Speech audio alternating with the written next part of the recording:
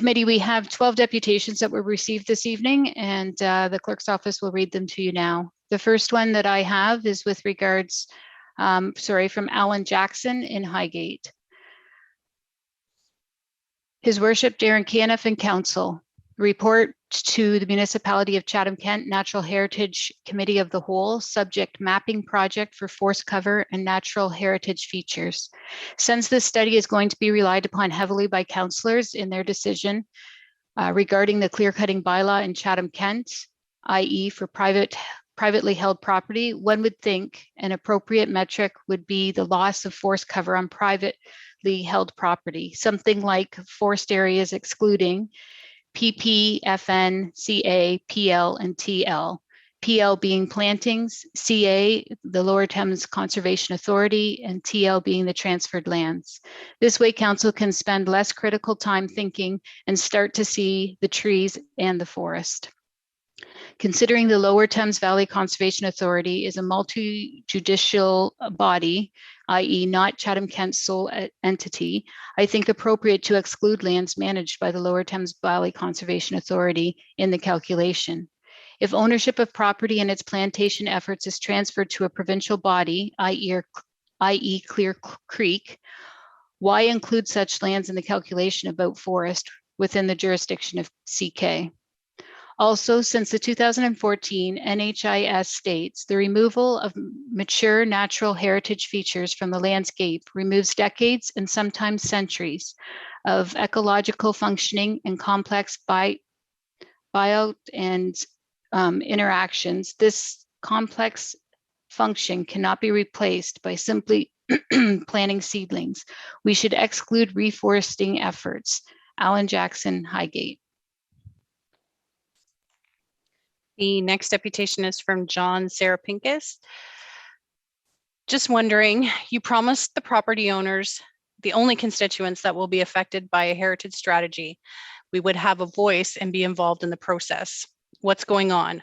Why are there delays in including those who have millions of dollars invested and who greatly add to the tax base of the county? Please don't make us feel we are regulated to the sidelines. You have a legal duty to consult and a moral duty to involve those impacted by any recommendations that may be formulated. This means meaningful dialogue, not just information and asking for opinions after the fact. CK property owners have contributed greatly to make the county a better place and more prosperous place to live. Please don't throw us under the bus. Keep the communication channels and dialogue in the open and building trust and cooperation, not dissent and division. And by the way, why did the roundtable discussion results not go public? Thanks for listening, John Sarapinkis. The next deputation is from Earl Johnson, acting chair for Realm. Mr. Mayor, ladies and gentlemen of council, time does not allow for a full presentation of what we would like to say to you. However, I will endeavor to give a short summary. As previously indicated to you, Realm is proceeding with the Forest Stewardship Pilot Project to demonstrate the best management practices, ecological forest management, combined with the Forest Conservation Standards Program would be acceptable and workable in Chatham-Kent. We are nearing the completion of an organizational stage, which is bringing together a select number of forest landowners, an advisory committee, and resource team. Thus far, the response to participate has been entirely positive, and we anticipate a second tier of landowners to join the project in the near future. Similarly, an advisory committee and resource team has attracted a number of well-respected and experienced professionals, along with other Chatham-Kent citizens. With respect to this project, we would urge this council committee to consider extending the temporary bylaw deadline to enable us to adequately demonstrate what we are trying to achieve. Doubtless, there are any other community voices making the same request. Unlike some reports that describe our forest lands as being irrelevant to our agricultural offerings, we intend to show this resource can be of immense value not only to landowners, but our entire community. Furthermore, it can provide us with a substantial opportunity to meet the challenges of changing climate and even bring us recognition and reward from beyond our borders. You may have been told the planting of a new tree can replace our present forest ecosystem, but will challenge and refute those suggestions. Instead, we promote reforestation as a valuable supplement to our conservation of our current woodland, not a replacement. As part of our project, we have plans to unveil a proposal which would increase our forest coverage without taking crop lands out of production. There has been some debate whether a proposed change in forest stewardship in our community would remove the ability for landowners to manage and utilize their woodlands. Contrary to such a threat, we intend to show landowners will have not only a greater opportunity for productive returns, but can participate in designing a user-friendly program for all the benefit of all. Therefore, some claim that urban citizens are forcing undue hardships on rural landowners by insisting on conditions which they themselves would have to endure. Realm has planned to extend this forest stewardship pilot project to include our urban landscape. In doing so, we hope to bring together the community in a common effort, which may have the potential to serve as a model for other rural urban communities across the province. We have seen and heard much information and attempts at discrediting the potential of our forest lands, but we of Realm, including our forest farm membership, realize the enormous value of this resource, from environmental to economic to social, and we intend to help demonstrate it. The continuing clearing of our forest lands and the deforestation is not an option, but moving forward with better, more progressive stewardship is. Details of the project will continue to be announced, which includes a proposed and exciting educational program that would include all of the community, including our youth. A number of the plans may be experimental, but we intend to be innovative in bringing to our community an opportunity for new recognition, understanding, and uses of an environment that is unique to the Canadian landscape. Yes, it is an ambitious project, but with the help and cooperation of all of us, it will succeed, and yes, reward all of us. Thank you, Earl Johnson. The next deputation is from Ken Bell. Firstly, we would like to thank the councillors who voted to extend a temporary reprieve for tens of thousands of animals, plants, fungi, and of course, trees. Most of these living beings would be dead without you. Your public-minded goodwill saved Carolinian woodlands from being slashed and burned, a Chatham-Kent first. The majority of citizens who took part in the democratic survey, their families, friends, and allies will support you as you supported us. This is democracy in action. The majority of electors without a degree in genetics or ecology understand the importance of forests. It is hard to put a price on forests, although we can attempt to place some monetary value on the things they provide to our culture. For example, the creation of nutrient-dense aerobic soils and their complex brain-like relationships, which we are now only beginning to understand. Other so-called ecological services include greenhouse gas sequestration, water cooling, filtration and retention, habitat for game animals, and climate regulation, to name a few. But please, dear councillors, make no mistake, the earth isn't a set of services to one species. Like all animals, our species have evolved within the ecologies of this planet.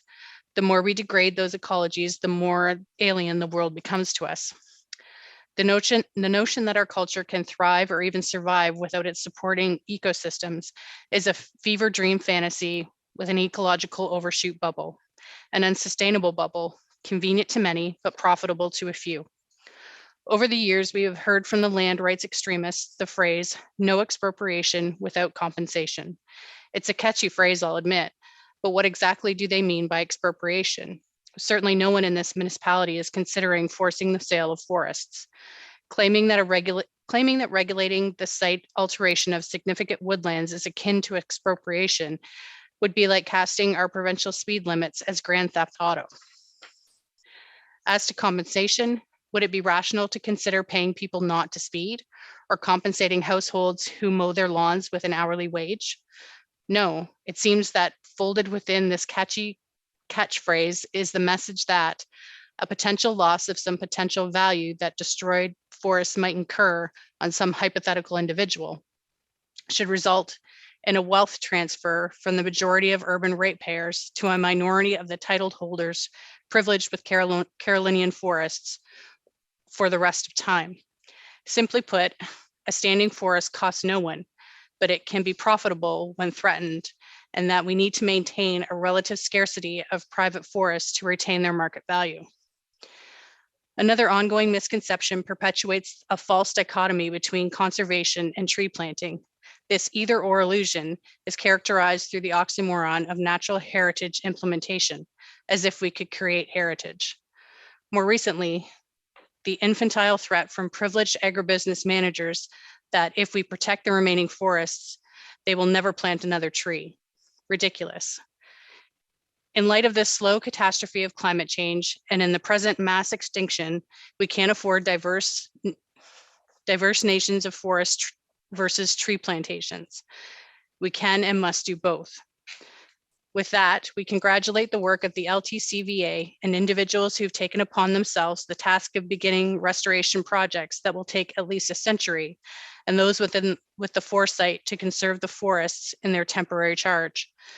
We need both conservation and restoration, and we need it now. One man with an excavator can destroy a few hours of work that took Mother Earth hundreds of years to create.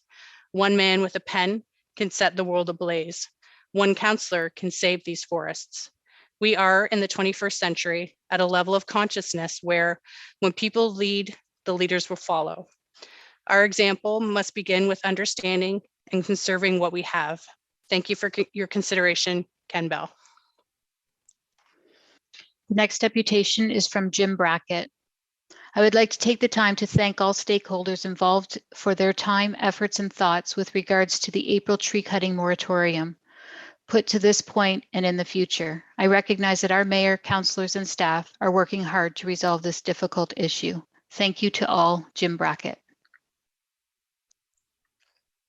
The next deputation is from Tom Slager. Tonight, the temporary clear cutting bylaw is once again up for discussion. Since it was originally put in place, there has been some movement on the issue. Primarily, the LTCVA has provided a report and a new committee of the whole has been formed. While these are potentially positive advances, both are far too recent to be valuable, yet in helping council determine the way forward. That decision, as you know, will have implications far into the future. For tonight, the most prudent course would be to continue to maintain the status quo in order to preserve what we have while the information is still being gathered. The conditions that existed months ago when this temporary measure was put in place still exist. Please vote to extend the temporary bylaw. The issue at hand is not nearly decided, and until it is, the remaining woodlots need to be protected. Once they are gone, it is quite possible that any future decision would be too late. Thank you, Tom Slager. The next deputation is from Ron Verhale, Bothwell, Ontario. Good evening, councillors. I'm writing this to offer my assistance when the time comes that you are looking for further input to resolve this issue of the woodlots, or when and if the committee of a whole deems appropriate time for input from landowners. I have a few questions. Number one, as a property owner in Chatham-Kent, we should be part of the solution to address the concerns of our woodlots. As an owner, I would like to offer input that would help you achieve a solution. Number two, I also understand that there is a concern with prairie tall grass that has been disappeared and a desire to replant this. How many acres will this involve? Number three, also, I would like to ask council to appoint a position that was let go in the past, i.e. Kim Cooper, a liaison between the farming community and council, and also the general public. Is it a possible solution? We had this in the past and it solved a lot of issues between farmers and the public. So in closing, we are a farm family, do care about our woodlots and farmland. We also would like to thank all stakeholders involved in finding a solution that we can all live with. Ron Verhale. The next deputation is from Rockchuluk. I would like to commend you on a positive year in regards to Chatham-Kent's forests. This is probably the first time in Chatham-Kent's history that 0 acres of forest have been removed thanks to the temporary forest conservation bylaw. We also gained 94 acres of trees due to the efforts of the LTCVA after decades of loss. I think that we are finally on track for doing what is right for the long-term health and well-being of our remaining forest cover. I am in favor of extending the temporary conservation bylaw until April. Thank you, Rockchuluk. Next deputation is from Sally Joyce. Council and Mayor, current forest cover sits at approximately 3.54%, which is down from 3.87% in 2010. Since 2015, we have lost an additional 398.5 acres of mature Carolinian forest, which is irreplaceable in our lifetimes. This loss of mature forest must stop. Our physical, mental, emotional, and spiritual health all depend on the quality of the natural environment around us. A high quality, healthy, natural environment in our community equals high quality, healthy lives for residents and lower policing, healthcare, social, and other costs. Residents and business attraction becomes easier when administration residents can boast of their pride of their true stewardships, ways that govern our community when a shift for the better occurs. Increased tourism is a natural side effect of a beautiful setting, and it becomes a significant economic driver. The word has been spreading for many years now that Chatham-Kent is only one of 2 Ontario municipalities without a tree cutting bylaw. News stories with videos of slash and burn techniques happening here have spread over the World Wide Web. We also have been in the media for giving precedence to wind turbines over potable well water. We have a reputation for not caring about our own community and resources. We are operating in self-destructive ways, having succumbed to the disease of greed. This too must stop. For example, our communities and areas that are operating in more respectful ways, one only needs to look. And Ms. Joyce has provided 8 websites for council's viewing, and many more have found healthy, sustainable ways to move ahead. Sally Joyce.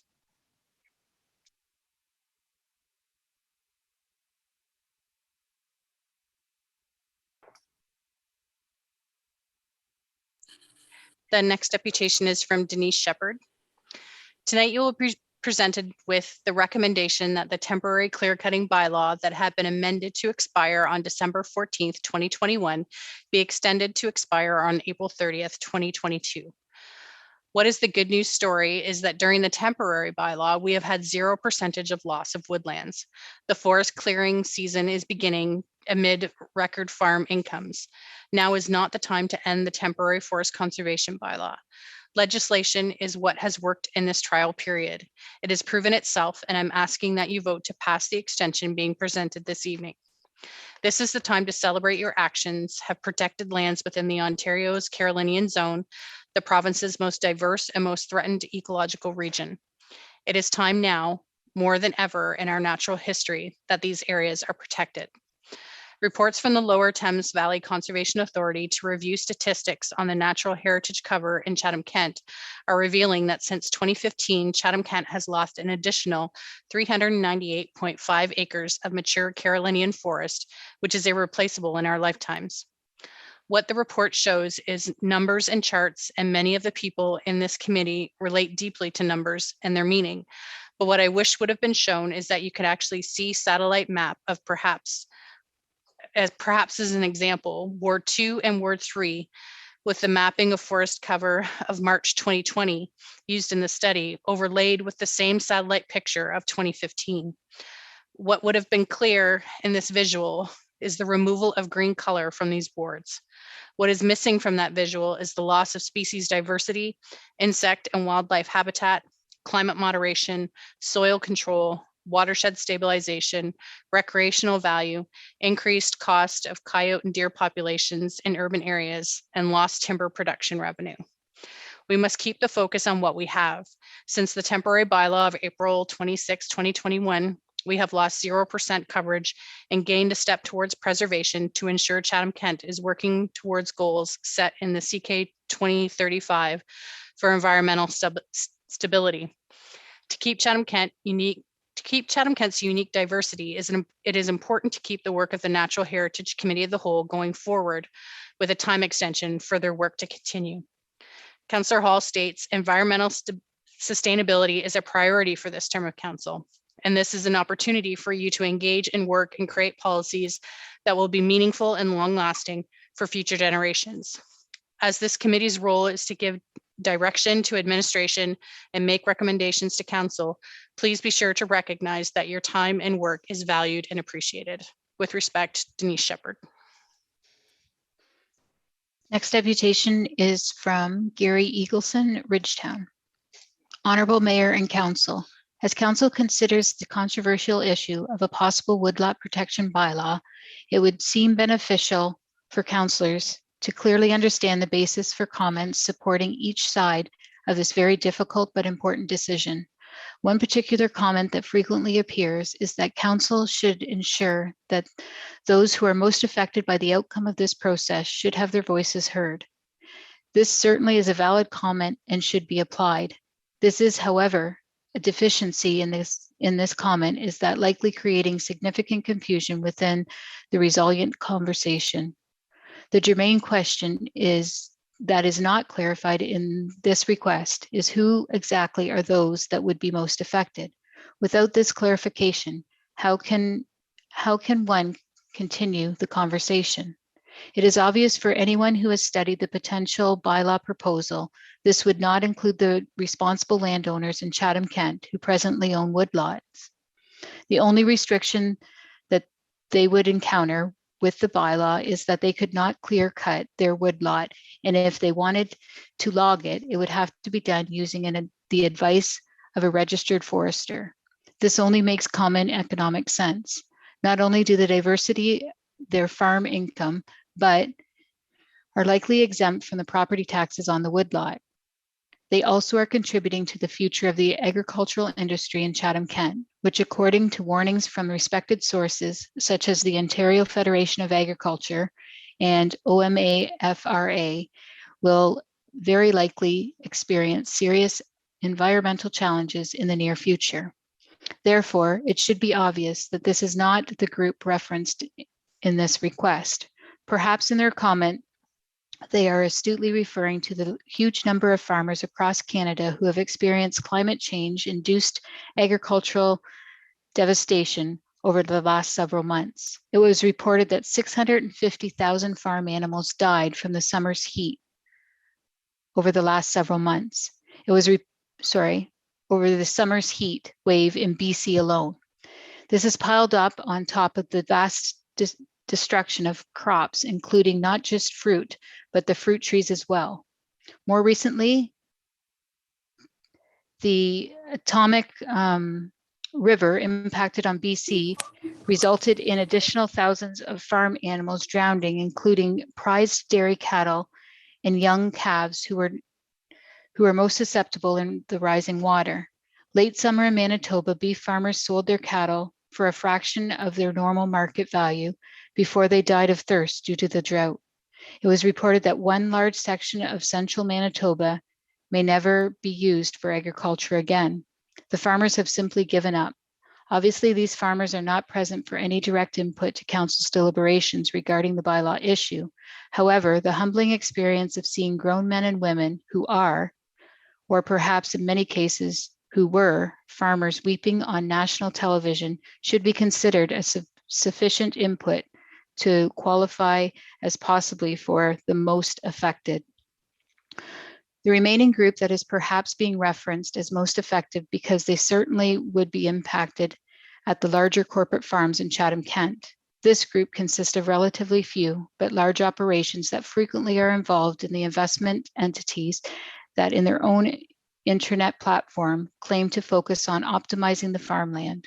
Since any woodlot preservation bylaw would be a definite hindrance to optimization, it is logical that they have in the past and presently are strongly opposed a decision by Council to impose a bylaw. Therefore, the point that requires quick clarification is who exactly in the area of agriculture is being thought as the most effective. The only two options are, one, farmers, such as those across Western Canada over the last year, where one farmer stated that when his farm is flooded and livestock drowned, that, quote, he felt that it was the end of the world until he realized that it was only the beginning, unquote. Or number two, is it the large corporate farms in CK that have the responsibility to their investors to maximize their short-term outputs?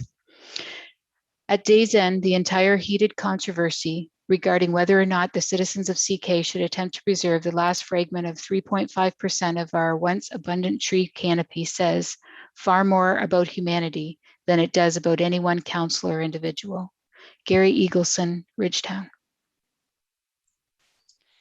And our final deputation is from Anne and Phil Lenore.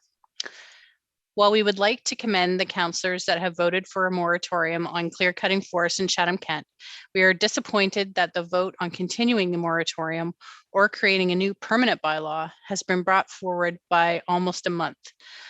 The new Natural Heritage Committee of the Whole has already undermined its credibility by this attempt to stifle public comment. Well done to the councillors who take their responsibilities seriously. Please vote to continue the preservation of our diminished Carolinian forests. Anne and Phil Lenore.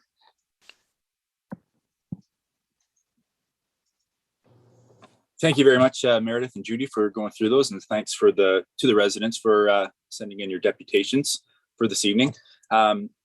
We're moving on in the agenda. We have a pair of presentations coming up. Committee, just so you know, we're going to go one at a time. We'll listen to the first presentation and go through some questions and from that presentation, and then do the same thing for the next presentation.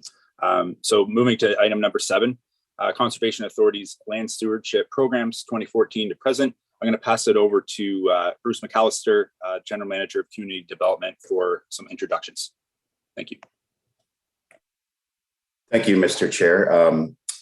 Yeah, as we noted at the first committee of the whole meeting on November 1st, tonight's meeting and even the next meeting would be an opportunity to bring forward additional information and presentation. So tonight's meeting is essentially focused on a couple of presentations from the Conservation Authority. So the first one is a presentation on land stewardship from 2014 to present by Randall Van Wagner, who's a manager of conservation lands and services at the Lower Thames Conservation Authority. Mark Peacock, CAO, the LTVCA, is also on the line, along with Tim Payne, who's the manager of forestry at the St. Clair Region Conservation Authority. So I'll turn it over to Randall to walk through that first presentation.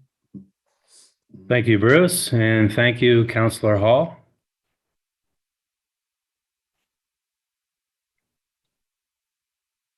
Can you see my screen okay now?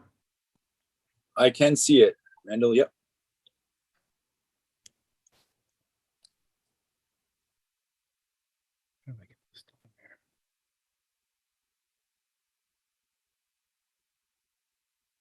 Sorry, just give me 1 second here.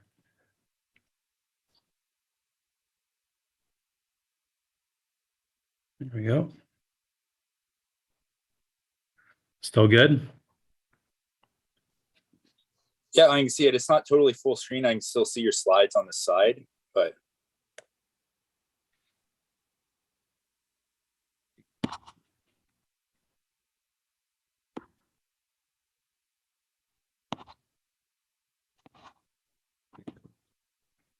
there we go. How's that? perfect. Thank you. Okay. All right. Well, we have a lot of information here tonight. So without further ado, I'm going to get going and talk about our land stewardship program. This first slide shows the Carolinian Zone, and this is the ecosystem zone that we're in here in Chatham-Kent. This zone starts down in the southern states around Georgia, goes north through Kentucky, South Carolina, into Ohio, Michigan. And in Ontario, we are at about the northern extreme of these species. As such, it's quite a unique area. Many plants, animals, and trees are found nowhere else in Canada but here. And prior to European settlement, we had 3 main types: tallgrass prairie, Carolinian forest, and wetlands.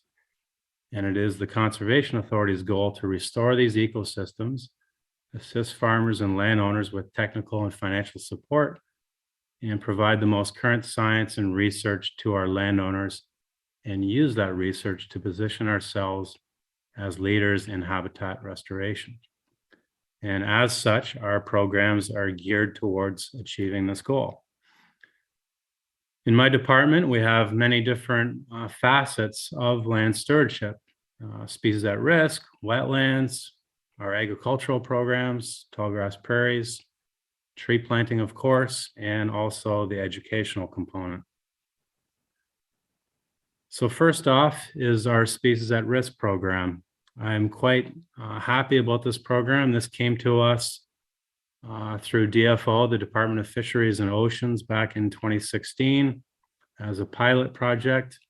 They initially donated about $40,000, and over the last 6 years, we have brought in over $1 million to have an aquatic biologist on staff, and her name is Vicki McKay, and she does a great job targeting aquatic species. So not only fish, but freshwater mussels, which are pictured here. And the Thames River is quite biodiverse. You can see there are 96 different fish species type, and about 20% of them are species at risk. Mussels, much the same, 36 different mussel species, and that's about 39% of them are species at risk. Major threats are sedimentation, nutrient contamination runoff, as well as invasive species occupying their habitats. And a big part of this program is assessing these subwatersheds. There's 55 subwatersheds in the Lower Thames jurisdiction. And from that analysis comes financial incentives for landowners to restore these habitats and help these species at risk. So here's a couple examples. Bottom left is a nice wetland that was done adjacent to the Thames River. It was about 1 hectare in excavation, along with a tall grass prairie buffer around the wetland. And that benefited 12 different species at risk downstream. The middle photo is from the Chippewa of the Thames First Nation. This is outside Chatham-Kent, but it does benefit species at risk downstream. So a couple nice examples of what our species at risk program does. And this is how we get there, by providing monitoring and scientific research to find out about these species at risk. It's a nice photo here on the left. This is Dan Neidham, and on his back is a eDNA sampler. And it's pretty cool. It's an expensive unit, but what it'll do is it'll take a water sample and tell us all the different DNA of the aquatic species in that vicinity. And so then we can later target those watersheds to go back and do more technical work, like the seine netting in the top right corner. And along the way, we find out interesting things like the middle slide. This is an invasive Chinese mystery snail that was located in McGregor Creek. Bottom right, staff removed water lettuce. That's an invasive species also found in McGregor Creek. And from that, staff created these great educational brochures that were mailed out to landowners in that watershed. So the bottom one here is the water lettuce that was removed. And the top one is water hyacinth, which was also found, I believe, out in Tremblay Creek, I think. Also, we have our website with species at risk information, as well as guidebooks that were created through this program, and many other initiatives, including Smart About Salt, which was training for municipal staff to minimize salt applications on roads, which is also an issue for aquatic species.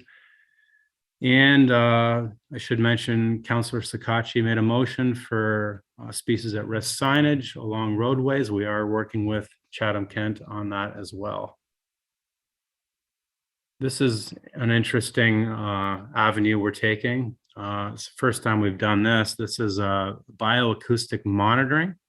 And the idea is to install these devices to record the sounds of birds, bats, and amphibians. And we got some funds locally from the Chatham-Kent Community Foundation and the Ursuline Sisters for some of this technology. And we're going to try it out in our new Ashton Forest, which was donated in 2022, or sorry, donated in 2021.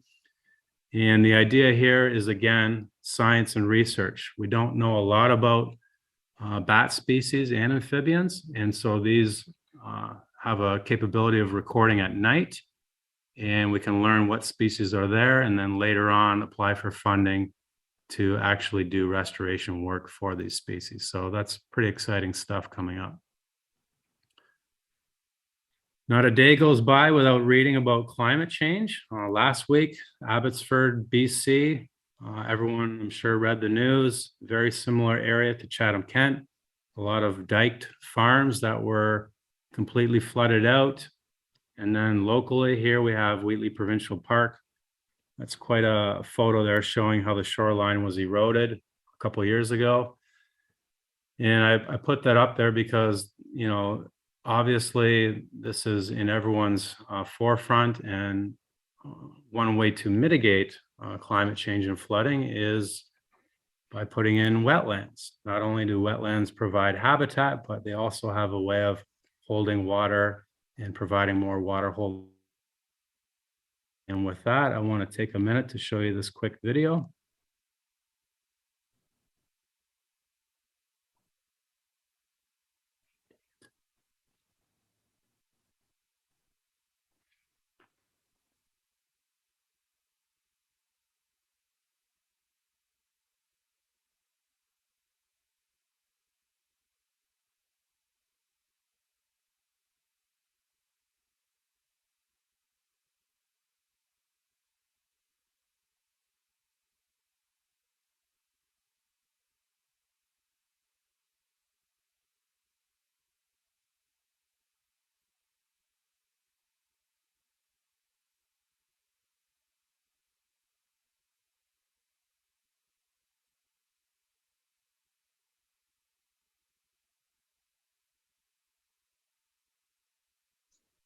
Randall, are you having some technical difficulties? No, it was playing. Were you not seeing it? No. Oh, sorry about that. I guess we'll just skip the video for now. Okay.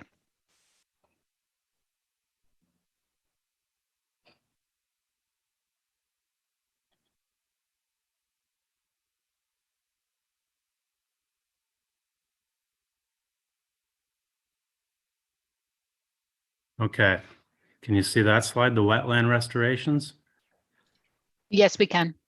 Okay, sorry about that. You can check out the video on our website. We have a YouTube channel there, and please do so. So anyway, back to wetlands. They provide obviously habitat for species at risk and many other aquatic species. They provide a huge benefit when it comes to climate change and mitigating floods. And as such, they're a big part of our program. And here on the graph on the left, you can see over the last 5 years, I think we've done a pretty good job of creating new wetlands, 526 acres, that equates to 212 hectares. And you can see the breakdown by year there. And just to give you an idea, on average, a single wetland is usually about an acre in size. So that gives you an idea as to the number that are now out there. Another important piece to the puzzle is education and outreach. And last year we created the Imagine McGregor program. And this allows citizens to imagine what McGregor Creek can be. And we chose McGregor Creek because of its obvious urban component. And it is one of the larger watersheds of the Lower Thames. And this is partly funded by Ducks Unlimited Canada and the LTVCA. And our goal here is to work with community partners, get the message out to the community, plant native species, and promote healthy landscapes and empower the community to get involved. We've had a number of events so far. Pictured there is Anastasia Hoovelman. She is our coordinator. And we had several tree giveaways. We had a webinar series. We have a new radio ad series that goes out every week. And there's plans for a youth art show to involve the youth. Here's a bit of a breakdown. We did a canoe cleanup this past fall. We launched out of Thames Grove. We had a good turnout. I think there was about 30 different participants. And we collected 500 kilograms, which is well over 1,000 pounds. The vast majority was food and water bottles, but all kinds of interesting things, scrap metal, lawn chairs. And so again, it's a good educational piece to let public know what we're doing and how they can help get involved. And she's already got quite a list of partners there, doing quite well. This was an example of the t-shirts that were donated through the program. Randall? Randall. It's Bruce. When you stop there, your slideshow, we can just see your one slide. It's not advancing. You ended the slideshow mode, I think. We're still stuck on wetland restoration slide right now. So, Judy, sorry, there's just a point of order, Chair Hall. I just received a note from somebody noting that there is now a black screen since the LTCVA screen size was not optimized for those who are watching from home. I'm not sure if the committee of the whole is continuing to stream or if it's not being streamed.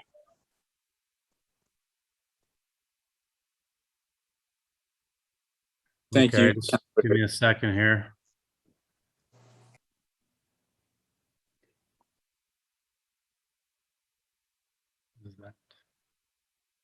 Judy, maybe can you reach out to IT to see if we can just look into the streaming issue, make sure we get online. Yeah, I think it might have been just the way that he was presenting because it was just a black screen that was there. But Randall, we did just see it up and then you took it back down. So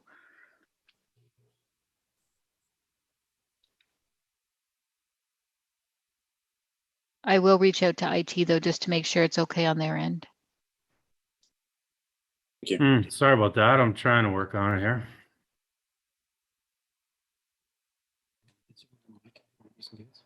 Could we Yeah. present it for you, Randall? Does Meredith have it for you to be able to do that? She does.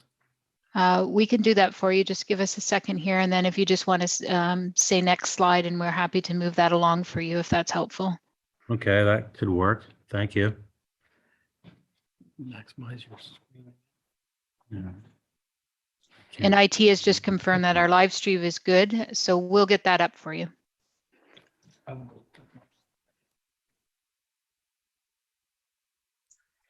So Randall, is the link in the land stewardship presentation? It is. I wouldn't worry about the videos, but I Oh. did send you a PDF of that and that would work.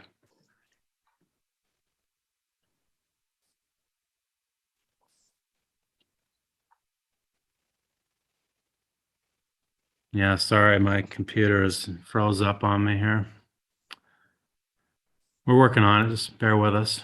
Okay, so I have, is it the wetland restoration video that you wanted to show? I did. If you can do that, Yep. would be great. If you can't do the video, that's fine. All right, just 1 second here.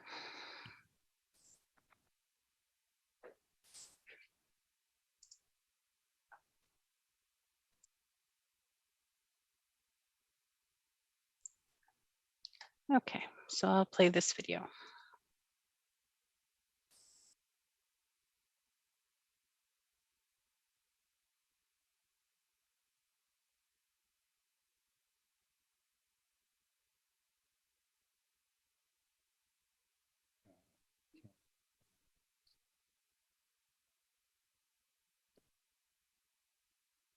She's showing it now.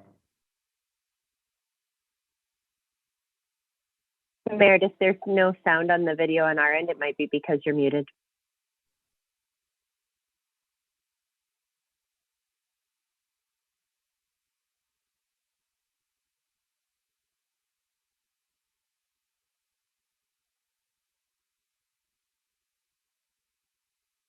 Okay, well, why don't we just skip the videos then?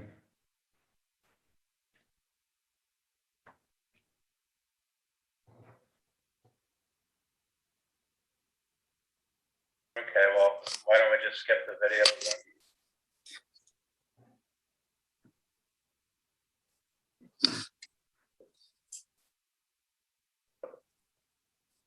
Okay, well, why don't we just skip the videos then? Okay, so are we still on the that same presentation? I'm just not sure where in the presentation you are. It was right after the video. Okay. The slide was wetlands restoration. Still on the that same presentation.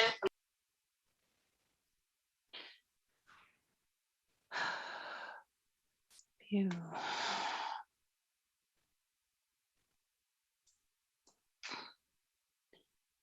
I love when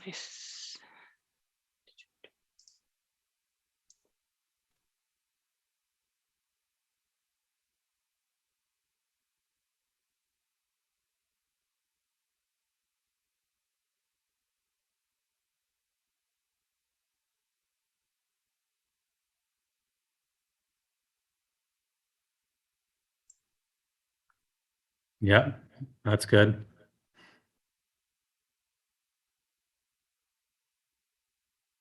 Can you hear me okay? We can hear you, Randall, and right now we see the wetland restoration. Is that the slide that you want her to be on, or? Yep, that works. Okay, go ahead and continue with your presentation then, please. Yeah, sorry about that, everyone. Technology. No worries. So picture there on the right, that's a recently excavated wetland. We've done a nice job over the last 5 years of installing these wetlands. There's about 212 hectares of new wetlands in Chatham-Kent. Next slide, please. Have you guys seen this before? We haven't seen this slide yet during your presentation, Randall. No. Okay, good. Okay, so Imagine McGregor is a new program that we created with help from Ducks Unlimited Canada. They pay 50% of the wages for our coordinator, and we had a match. And the idea with this program is to involve the urban community and work with community partners, get the message out in the community, get more native plants and habitats on the landscape, and empower our community. And this allows our citizens to imagine what McGregor Creek can be. Next slide, please. We've done several giveaways, native trees and prairie plugs to local residents. We have a webinar series planned with guest speaker Doug Tallamy. We have radio ads that will have a different message every week, and we have plans for a youth art show to involve students from high schools as well as environmental clubs. Next slide, please.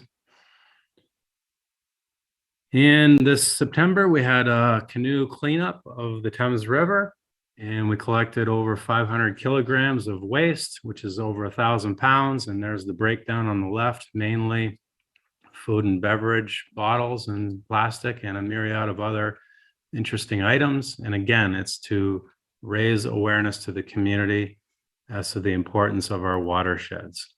Next slide. Lots of good partners already. Lots of interest from outside as well. Ducks Unlimited Canada, as I mentioned, is paying for 50% of the wages for our coordinator. And this brings to light the urban component. So I feel good about this program, and there's lots of good things coming down the pipe. Next slide. Lake Erie has been in the news over the last few years for, not necessarily the greatest news. As seen here, this is a harmful algae bloom. The top photo was taken out of the Maumee Bay in Ohio. This is the Maumee River that comes into Lake Erie on the south side. And the bottom right photo is of Peely Island, which is close to Essex County. And as you can see from the inset photo on the bottom right, this is quite a nasty substance. It has the ability to wash up on our beaches and have mass fish die-offs. And as a result, the city of Toledo, Ohio had a boil water advisory for many days. And this is a serious issue for us. Wheatley Harbor is the biggest freshwater fishery in North America. The Ontario government has targeted the Thames River for a 40% reduction in phosphorus. As I said earlier, the main culprit is the Maumee River, but the Thames River does show that there is a significant amount of runoff coming from our side as well. Next slide, please. As such, we positioned ourselves to be on the ground with this kind of science and data that is required to meet these targets. And in order to do that, we created an agricultural program that works directly with farmers. And the idea is to increase the adaptation of best management practices that will improve watershed soil health and reduce agriculturally sourced phosphorus loads in the Thames River. The middle slide there shows a cover crop. The brownish yellow stalks are old corn stubble, and that is interseeded with a winter wheat. And so that is an effective best management practice that holds the soil on the landscape and keeps it out of our drains and watersheds. A big goal of our agricultural program is also to monitor these watersheds and provide the science back to the province as to how we're doing and set ourselves up so that we can be there on the ground for funding opportunities. The bottom right slide, that's Colin Little, our agricultural program coordinator, and he is checking a water quality monitoring station. Next slide, please.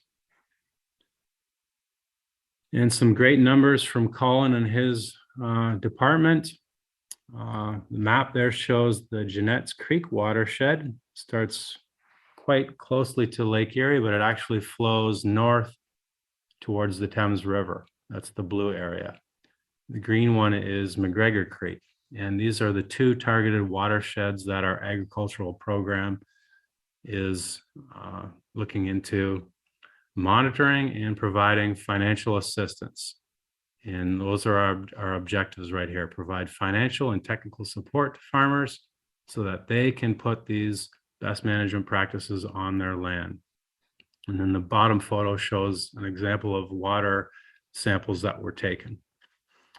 Next slide, please.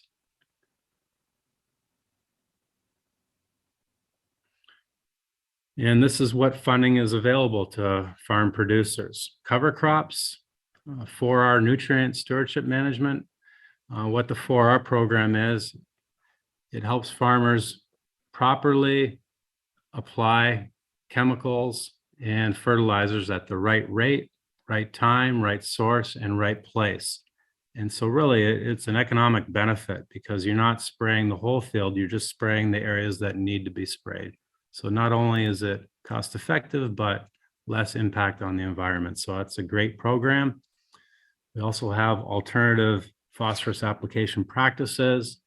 In our chart here, you can see the different levels of cover crops. This is over a 2-year period. So the blue one being 2021. So they're all increasing. So that's a good sign. And then we also have the traditional best management practices like erosion control structures such as riprap, rock chutes, windbreaks, buffer strips, and of course we have marginal land retirement, which can be a buffer strip or tree planting. So some good numbers here: 240,000 will be provided to Chatham-Kent farmers. That was over the last couple of years through Environment Canada and the Great Lakes Protection Initiative. Next slide, please. Our soil health program, another well-funded program through a federal government program. Environment and climate change is federal. We estimate that we'll have about 160,000 for Chatham-Kent farmers. And this arrow here points to a great number. If you look at this chart, that shows 8,000 acres of cover crops in Chatham-Kent approved for 2021. So that's an excellent start. When we first started off on this program about 4 or 5 years ago, I think we only had about 100 acres in cover crops. So it's grown substantially. Colin, for the most part, sells out his programs, and there's great, strong uptake by the farm community. Next slide. Here's a breakdown of where our monitoring stations are in those two watersheds. And bottom left shows our ISCO water sampler. This is an interesting device. You can see it's hooked up to a laptop. During a rain event, the unit will sense the high water flow and it'll take a water sample every hour for 24 hours. And that, along with the weather equipment here on the right, sets it off, and then staff go out after or during those rain events and they collect those samples. And you can see there's 14 different water monitoring stations throughout. And over the last 3-4 years, there's been close to 4,000 samples collected and analyzed. And again, that provides us the science so that we can go back to our partners at the province and the federal government and let them know that we need more incentives and backing for our landowners here in Chatham-Kent. Next slide, please. Just in summary, agricultural research, again, some great numbers there, lots of different partners, and this is typical of all of our stewardship projects. When we do a project, it's not just Ducks Unlimited, it's a myriad of other interest groups. We have the on-farm program, which is through the province, Living Labs Ontario, Agricultural Food Canada, the Canada-Ontario Agreement, as well as the Thames River Phosphorus Reduction Collaborative. Next slide, please. And on-farm, this shows you the map on the right. We have Essex Region Conservation Authority, ourselves, Lower Thames, as well as Upper Thames and Osable Bayfield. And so between those 4 organizations, we are covering Southwestern Ontario. And again, it's that science and partnerships that makes these programs available to us. If we weren't doing the science, then we wouldn't get the backing from groups like Ontario Soil and Crop in the province. Next slide. That is another video, which I'm not sure we want to attempt that, so just skip that one. What I do want to say about tallgrass prairie is, although it is one of our original ecosystem types, it also has the advantage of being a method of green infrastructure. And what I mean by that is that in order for prairie to be maintained and established, it has to be grazed, mowed, or burned. And so prairie can be uniquely positioned to be a great asset for farmers and Chatham-Kent drainage, because positioned along drains strategically and water courses, it can be maintained, and it has long root system. It has big blue stem grass can go down about 18 feet. And it has great capability of holding the soil together and keeping that soil on the land and out of our drains. ALICE is another program that helps get tallgrass prairie established. And ALICE stands for Alternative Land Use Service. This was a pilot project in Norfolk County, not too far from here, for a number of years, and came to Chatham-Kent in 2018 through our work. And so we are quite proud of this because it has it's like another tool in the toolbox to get these restoration works done. And how it does that is the second bullet point. It provides an annual payment for each acre enrolled. And so that compensates the farmer for taking land out of production. And as such, we have a PAC committee, a project advisory committee, and it's made up of mainly farmers, and it's farmer driven. It's word of mouth. And as you can see by these results, they have a great success to date. Most every year it's sold out. They have 56 projects established and over 190 acres restored. And again, a good deliverable there, over $300,000 towards that program. Next slide, please. And so here's our tallgrass prairie numbers, pretty good. Years past, it was a struggle to get interest in prairies, but over the years, it's really taken off. It is a unique ecosystem for the reasons I listed, but also for beneficial pollinators. Everyone's heard about the honeybee and the struggles with bee production. Tallgrass prairie is great pollinator habitat, and this is not just for the bee, but many other special pollinators, butterflies, monarchs. And I mentioned the soil erosion capability, but what was I going to say about prairie? I lost my train of thought on that one, but regardless, some good numbers there. 520 acres, 210 hectares to date. So that's going well. Next slide, please.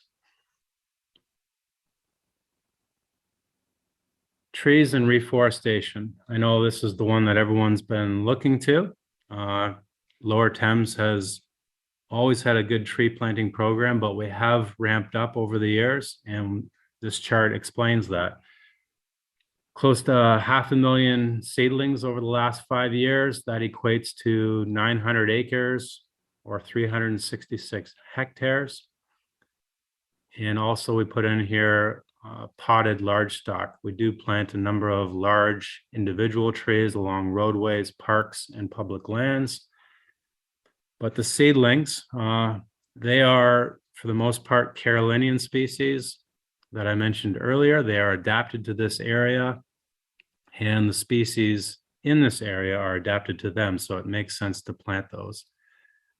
When we order them from the nurseries, they arrive at a cooler that we rent in Cedar Springs, and they are about 1 foot to 2 feet in height, and they are mainly bare root or plug fashion.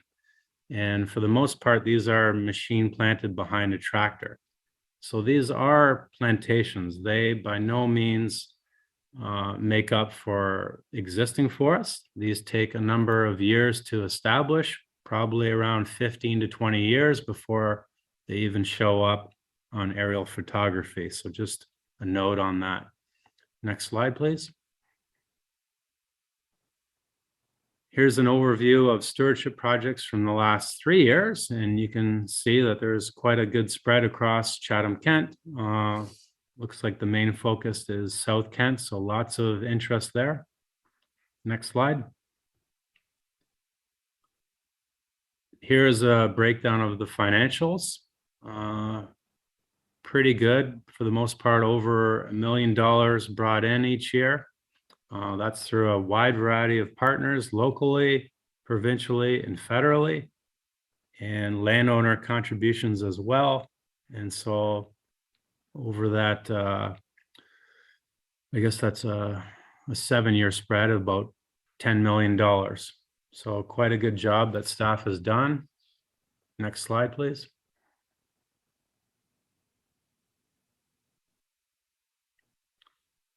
Quick stats on the left that I just talked about. When you take our general levy of about $200,000 and you come up with a ratio of how much funds we brought in through our grant programs, that's $1 to $5 ratio, so quite good. You know, a good chunk of that is the new staff that we brought on. So I mentioned our species at risk biologist, our agricultural program coordinator, and the Imagine McGregor coordinator. Those are 3 new positions that are, for the most part, fully funded through outside dollars that come into Chatham-Kent. Next slide, please.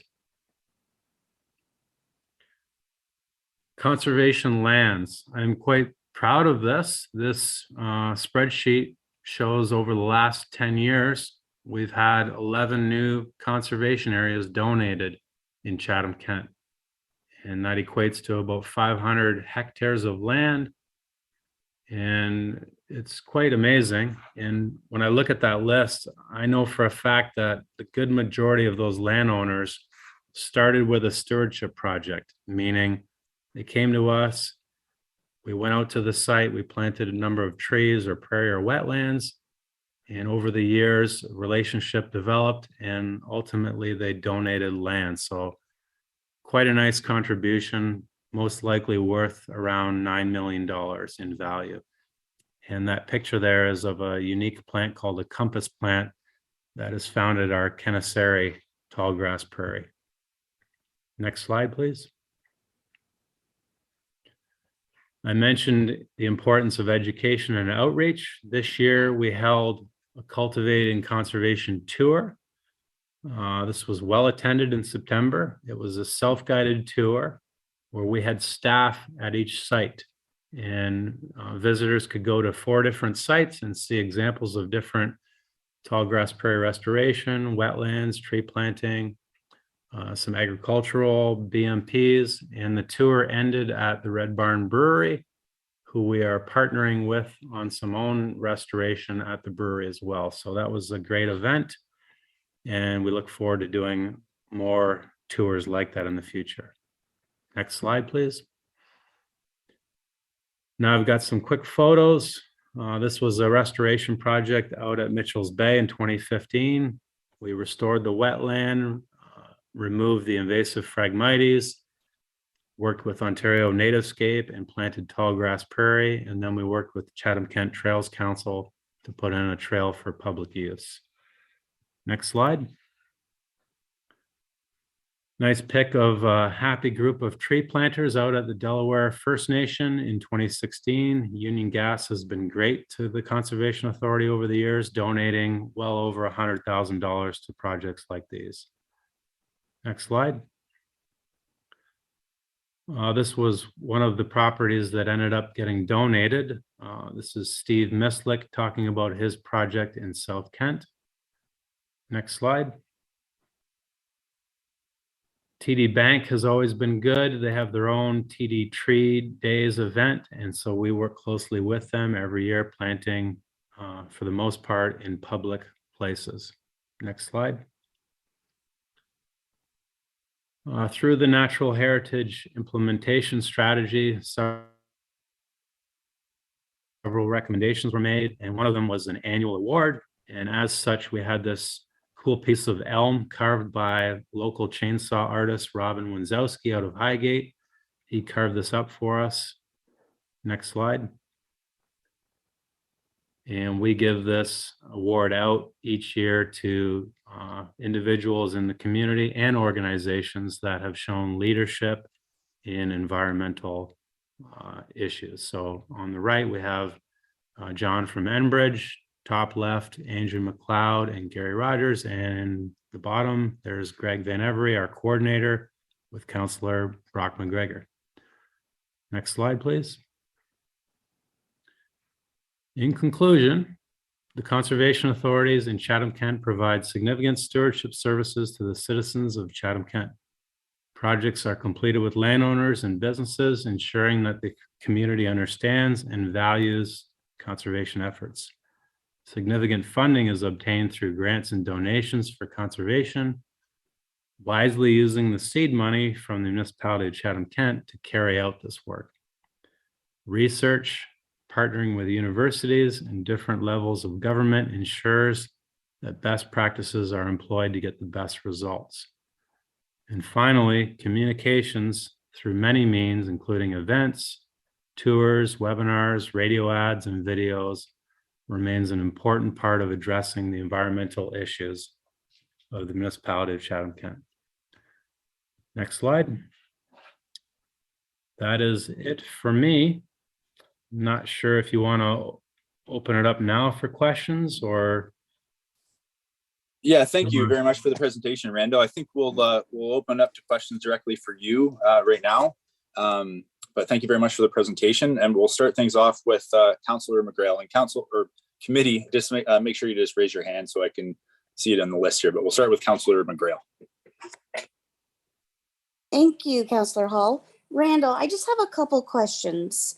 Through your report there, you tell us that there's three main components that make up the Carolinian DNA. I'm gonna call it, and that's your wetlands, your forest, and your tall grass prairies. Do you know by chance what the percentage of coverage of when we take all three into account in Chatham-Kent? We can. I don't have the number in front of me, but the latest aerial photographs, RGIS Tech has plans to analyze that information and bring that back to council as well. Perfect. And I'll bring all three of those components together to make up that percentage. Perfect. Okay, so my next question is, in your opinion, wetlands, forest, and tall grass prairie, which one is most important? Is there a most important one, or are they all equally important in their jobs and how they react and help our environment? I think they're all equally important. They serve different ecosystems, and different species use each one differently. And I mentioned about green infrastructure. Sure, wetlands can hold water, but obviously existing forests provide carbon sequestration, oxygen production, and the list goes on. And same with tallgrass prairie. I hinted at pollinator habitat and the ability to control erosion. So they each are very unique. And they all help fight climate change. Yes, in their own way. Yeah. Perfect. So, and then in my quick calculations, I took since 2015, even though it said 2014 there, we have increased our DNA components by 1,600.5 acres within Chatham-Kent. Do you agree with that? Are you taking my restoration sites like the tree planting, the wetland creation, and the prairie and adding them together? Is that what you're saying? I am from you had from 2014, but I just took 2015 on. So Okay. That's why it's a little bit different. Okay. That's Those are my questions. Perfect. Thank you very much. You're welcome. Thank you, Councillor McGregor. I don't see any other hands raised. Let's do one last scroll through here. Oh, Councillor Thompson. Thank you very much, Mr. Chair. It was a last minute thing, so I was just trying to pull it all together there. I just want to say thank you very much to Randall, because this was a fantastic report, and I think it covers off a lot of the successes we've had at the Lower Thames that I'm quite proud of over the last number of years. Obviously, it's a moving target, and there are items that need to be addressed, but I think when we look at how much wetland and how much tall grass prairie we've managed to institute, that there's reasons to be happy. There's work to be done.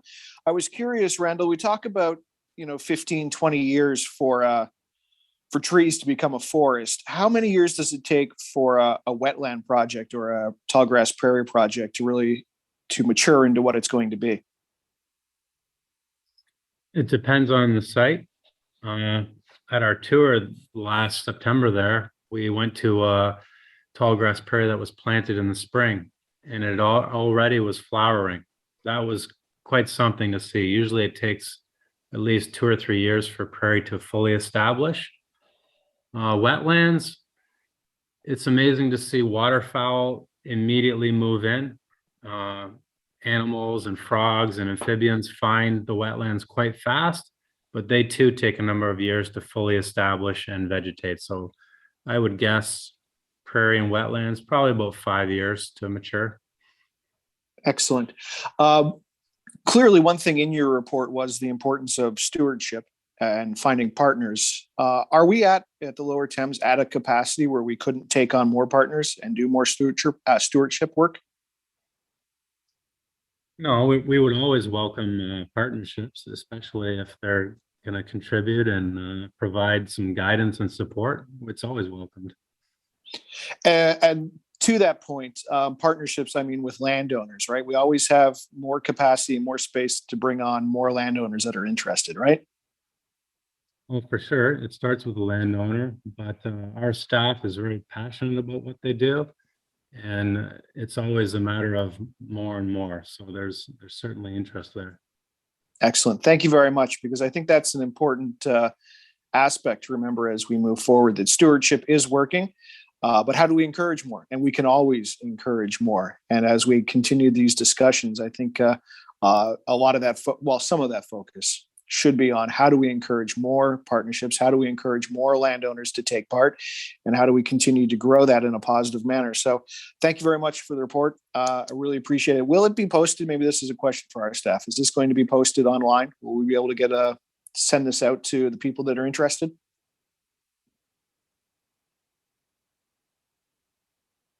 Yeah, I believe so. Excellent. All right. Thank you very much. Yeah, I was looking to you, Bruce, but that's okay. Sorry, I was a little slow on the trigger. Yeah. Great, and thank you, Councillor Thompson. Councillor Sakachi, followed by Councillor Wright. Thank you, Mr. Chair. Just a quick comment to Randall. I just wanted to thank you for the presentation for one, but over the last 3 years in change, we've been able to have a lot of conversations, and you've been a great assistance to myself as well as to all parties that I've put forth your way. So I just really wanted to thank you, have the opportunity to thank you publicly for all the hard work that you've endeavored, you and the Conservation Authority, and we greatly appreciate your assistance and guidance through these times. And thank you for the detailed report. Thank you, Councillor Sakachi. I appreciate your interest, and it makes my job easy when everyone's interested and wants to do a good job. So thank you. Councillor Wright. Thank you, Mr. Chair. This is Randall here. Could you address the phragmites, what it's doing to our wetlands, and how hard it is to get rid of it? Because it seems that invasive species seems to be taking some wetlands right over. Councillor Wright, sure, no problem. Phragmites australis is also referred to as common tall reed grass, and it can get about 18 feet in height. You see it along most drains, ditches along the 401 corridor, and it's kind of like a bamboo type grass. And what happens is it invades our wetlands and our low-lying areas that are hold a lot of water. That's the habitat it likes. And what happens is it crowds out the native vegetation. So things like cattails, swamp rose mallow, blue flag iris, wetland species that are supposed to be there, it competes with them, and it's very aggressive. Once established, it's very difficult to get rid of. It requires like a three-pronged approach to getting rid of it, being spraying with glyphosate, rolling it down, burning it, or even burying it. And it's not a one-time deal. You have to go back multiple times, often for 3 to 4 years. And the other issue that makes it challenging is that it reproduces by rhizomes through its root system or by the seed head. If you look at it at the top, it has a feathery looking plume, and those seeds are distributed through wind or on ATV tires or excavator tracks, these kind of things. So it's really challenging to deal with. And it is a concern. We have issues at McGeechee Pond, which is a provincially significant wetland. We've had to burn it and spray it there as well. And so all through Rondo Bay and through the whole watershed. And I was up near Cottage Country around Halliburton. I saw it way up there as well. So it's all over the province. So good question, Councillor Wright. And left, what does it do to a lot of the wetlands if it just left it go? It will completely take over. A lot of times you won't even see any open water anymore. It'll form a dense mat right under the surface, and it's full of the rhizomes and root system. And it's difficult not only for plant species, but our aquatic species. All the turtles in Ontario are now at risk, and Phragmites is a big part of that. It's very challenging for certain species to make their way or travel through Phragmites. Okay, thank you. Thank you. Welcome. Thank you, Councillor Wright. And seeing no other questions, just want to thank you again, Randall, for your presentation, and just note to anyone listening tonight that we're going to get that information online for public viewing as well as soon as possible. So, sorry, Councillor Hall, could I just? Oh yes, Councillor Bondi. Yeah, go ahead. Great, thank you very much. Randall, thank you very much. Concerning the last question, because I don't think many of us, well, myself for sure, are not exactly sure about what we're talking about, but these 18-foot plants that we're talking about, are these the, in very layman's terms, these really tall plants that have kind of a plume on the top that are very pretty, and they seem to last until now anyway. And I see them everywhere, and my wife really likes them because she cuts them and puts them in a little vase at home. But is that what we were talking about? Yeah, I believe so. Yeah, they have a feathery like plume on the top, and it's noticeable this time of year. That's their flower or their seed head. But yeah, it is a big problem, and I encourage you to look at the Invasive Species Center. They have a whole write-up and pictures about Phragmites australis.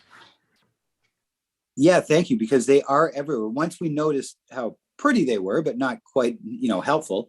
But once we did sort of take into account, oh, look at these things, they are simply everywhere, in every ditch.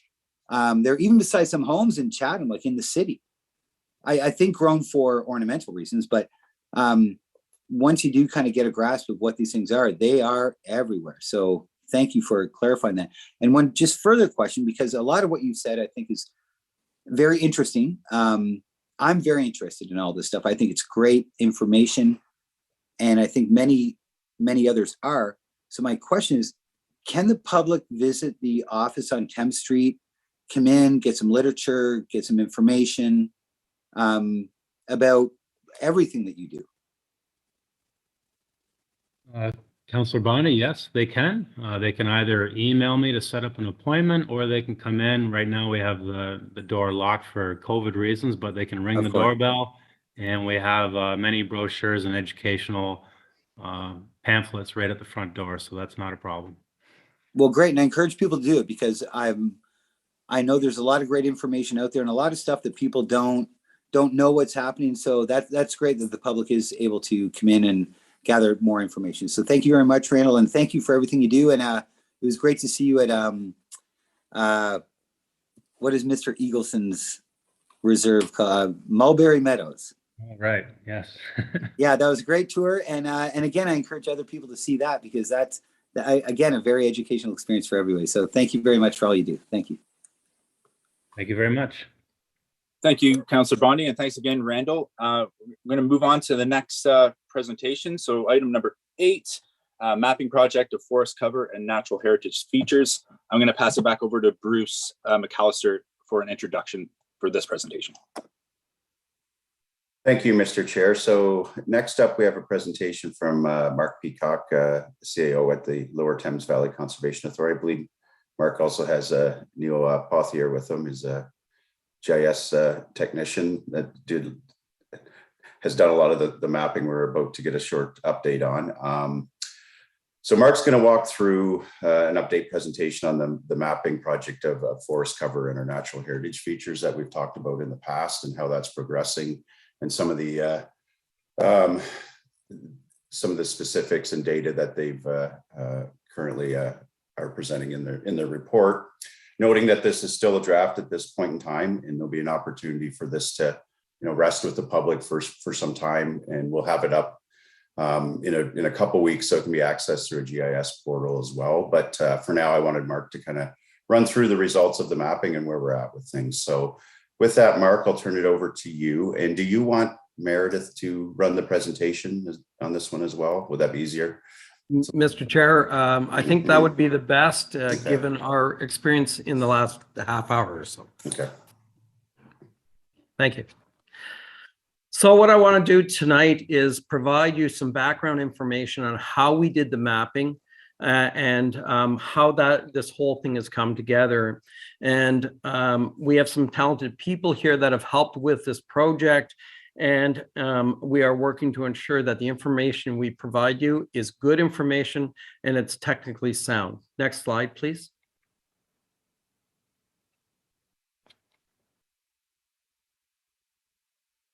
That didn't turn for me. Oh, there it is. So we are using a accepted methodology to map the forest cover. It's the same methodology that was used in 2010 and 2015. The idea is that methodology, by being replicated, can be used to compare and look at trends over time. In 2018, the Upper Thames Conservation Authority summarized the methodology, and this is a reference to the document that summarizes it. It is consistent with natural heritage mapping undertaken in recent years in southwestern Ontario. I'll give you an idea of where it's been undertaken. The same methodology has twice in Middlesex County, Elgin County, Oxford County, and in Perth. So it's well accepted in southwestern Ontario. The 2021 project uses 2020 air photos, and it uses the methodologies that and is consistent with what's gone on before it. Next slide, please.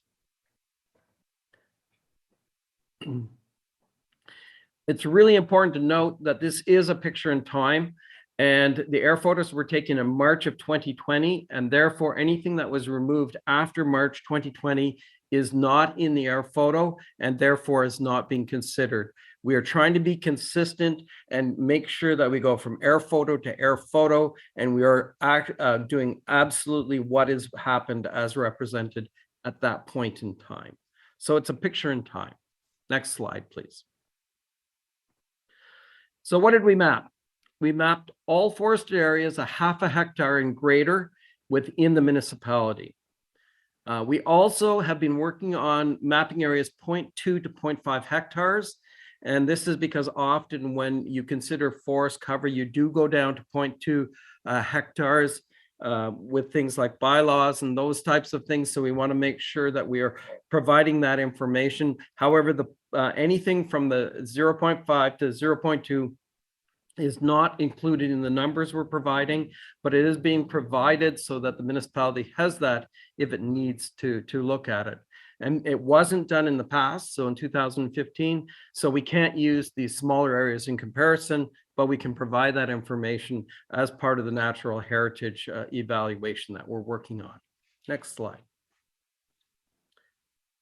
So it is part of the larger natural heritage system, and we look to a lot of guidance through the province, federal government, and through other documents to develop it so that not only can we do tree cover analysis, we can do all the work to understand things like the size and the amount of wetlands, the size and the amount of tallgrass prairie.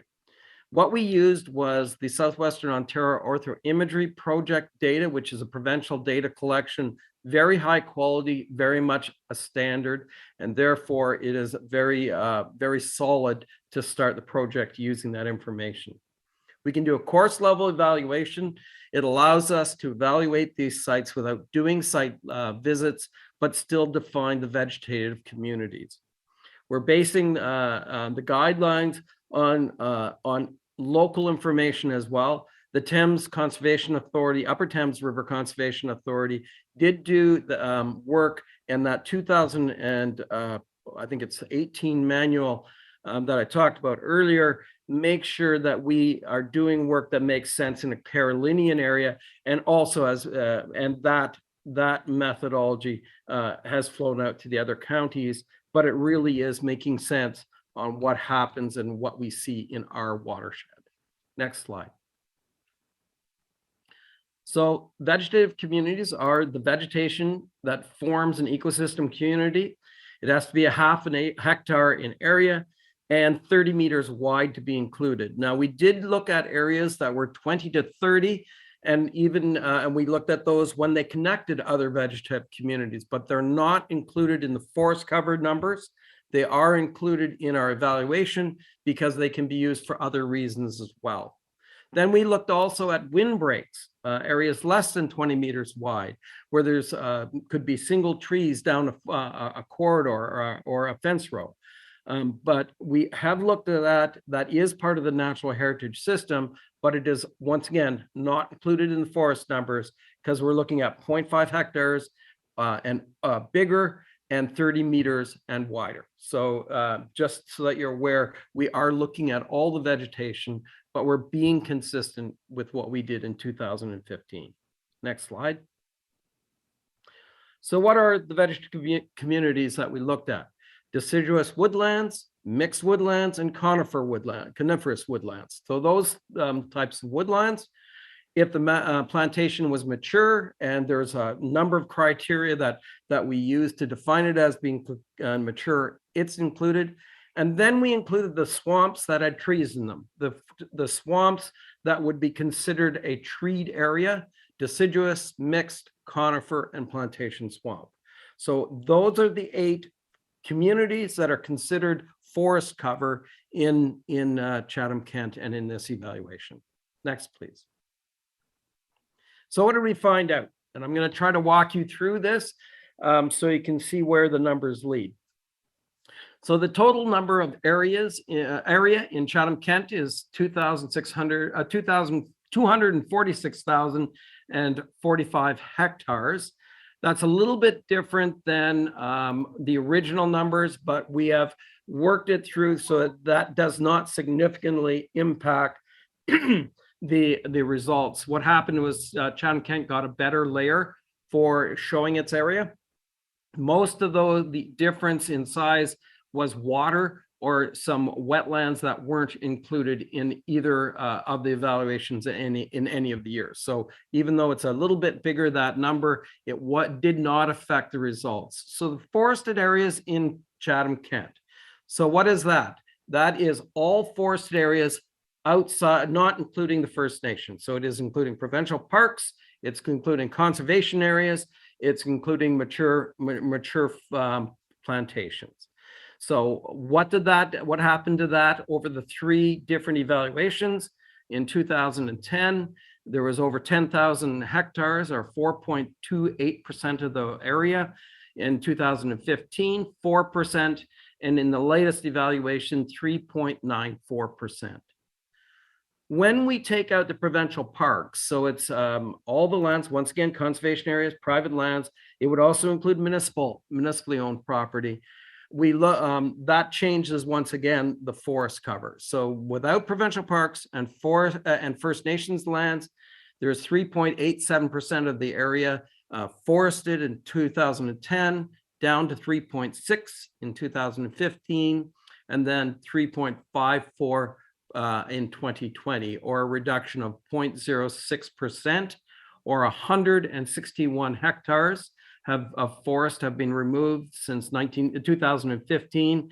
And you can see there was a significant number of hectares removed from 2010 to 2015 in the order of 672 hectares.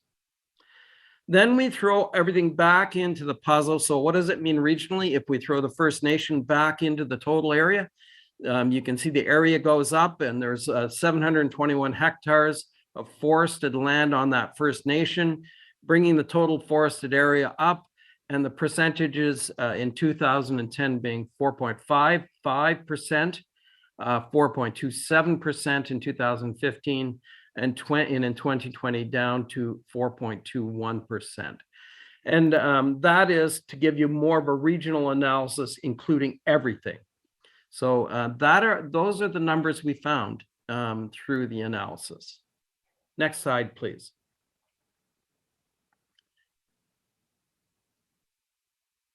So a couple of things I want to stress, well, not more than a couple. First, it's preliminary because it hasn't gone out to anybody. It hasn't even gone out to this committee. You're seeing it for the first time here, or other than in the reports and draft, because the peer review of this has not been completed. And I'll talk about peer review in a few more minutes. It is a snapshot in time, so it doesn't include anything removed after March 2020.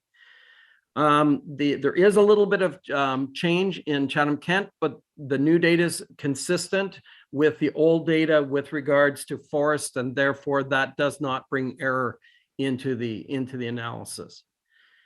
We've recalculated the 2015 analysis based on data that was presented to the Natural Heritage Implementation Committee, and revisions and input provided not only by that committee, by others.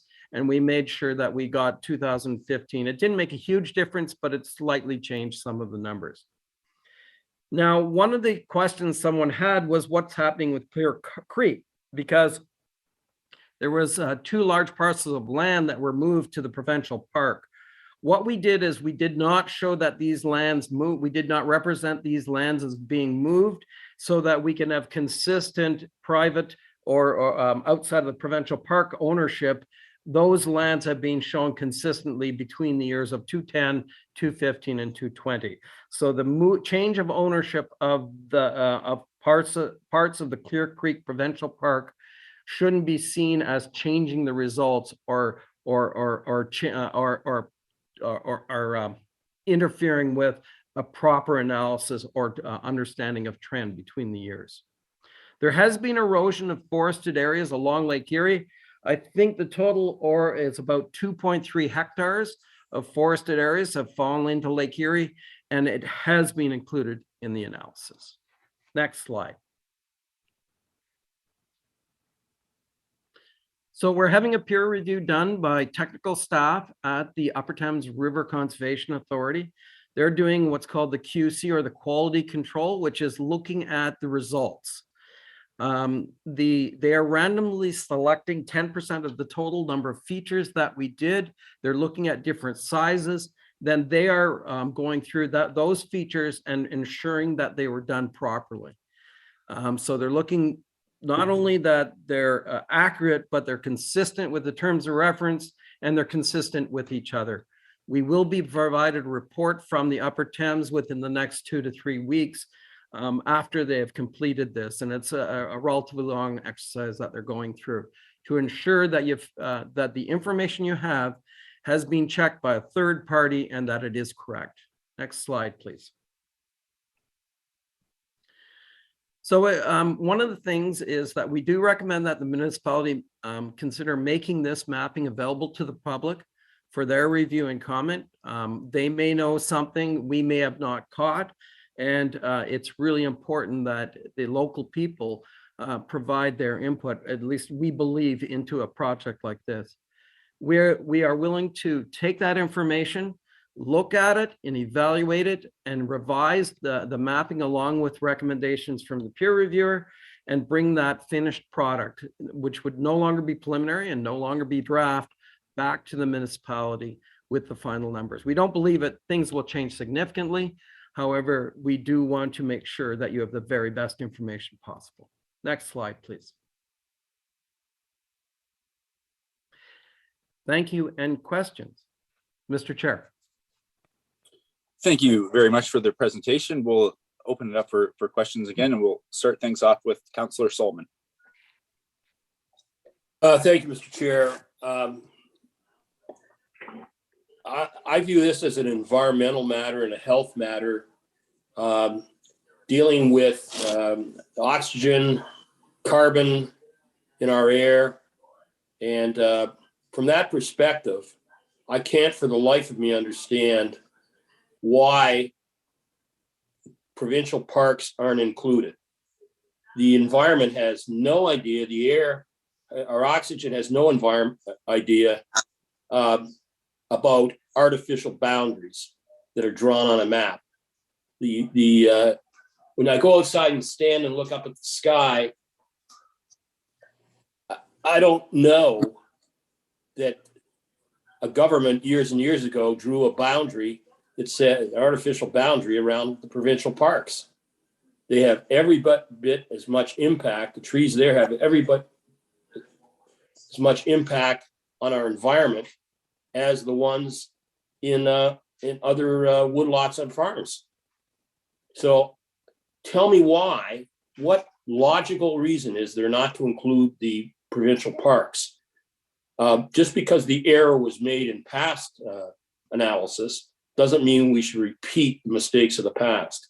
I'd like to get that answered, because I find that the most troubling thing of all the presentations. I was quite enhanced by the earlier presentation, and I was hoping that you were going to have the provincial park numbers in there, and the Delaware First Nations, but I just don't get it, why the provincial park numbers don't seem to be reflected.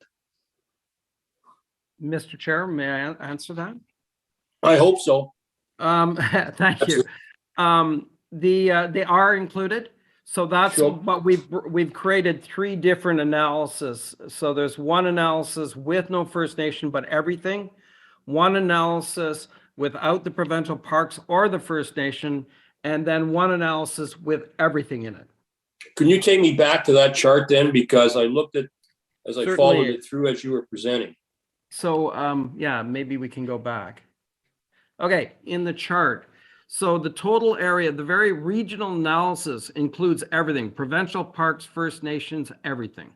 Oh, it doesn't say that. That's maybe why, because you've Okay, got. I only put it where we took it out.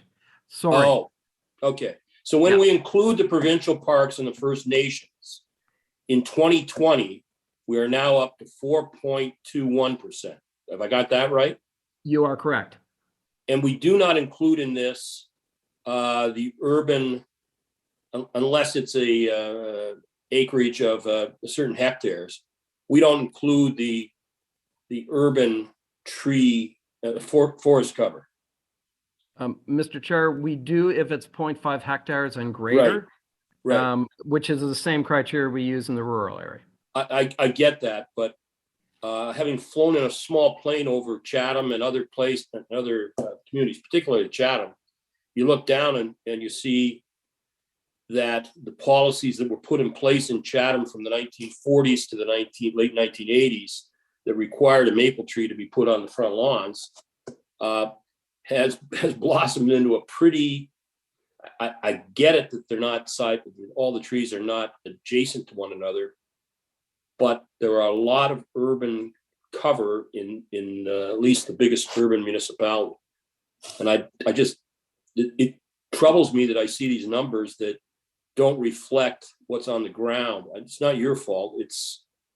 I understand that's been going on since 2010, but it is troublesome that there's no recognition of the many subdivisions that were developed during that period of time that required maple trees to be planted.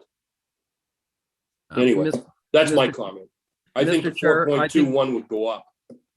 Mr. Chair, I think that's a very good comment. When we we are continuing to work on the natural heritage elements for the municipality. And I think it's a very important piece, the forestation in the urban centers, and we will look at different ways to properly represent that and address that concern. Thank you. I really appreciate that comment, and I appreciate you clarifying the way it's printed here on the results. Thank you very much for your comments, and that's all I have, Mr. Chair. Thank you, Councillor Solomon. Councillor Pinsino, followed by Councillor Finn. Thank you, Mr. Chairman. So according to your report here, 161 hectares have been removed. And Randall had spoke about wetlands where they've added 210 hectares of wetland. Is there a number out there of the newly planted, like the hectares that had trees put on them? Obviously, they're not forest covered yet, but does anybody have stats on that? Mr. Chair, yes, it was in the other report. I think it's around 500 hectares. Okay, so those two numbers, they really do offset what we did lose. That's for sure. I'm glad to see that you have a number in there for the parks or the provincial parks as well. 4.21.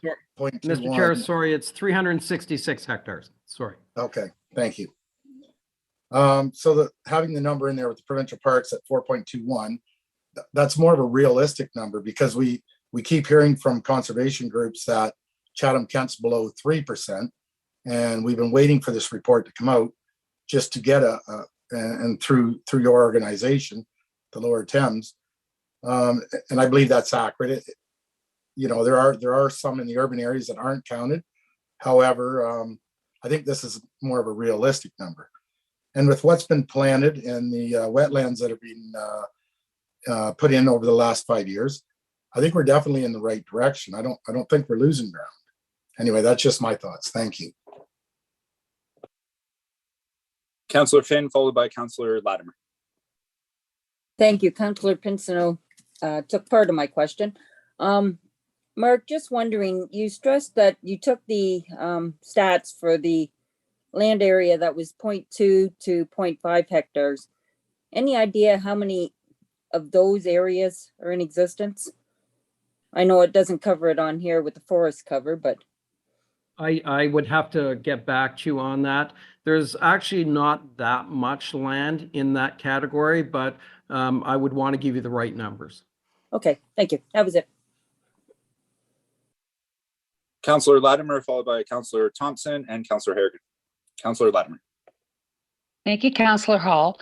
Mark, I've had some constituents bring to my attention that in the CK Plan 2035, it states Chatham-Kent tree cover at 12.86% in 2010. And this was determined in the 2015 swoop or the Southwestern Ontario Orthophotography analysis. So, and they didn't include urban community tree coverage at all. So I'm just wondering, could you explain the discrepancy of the numbers here?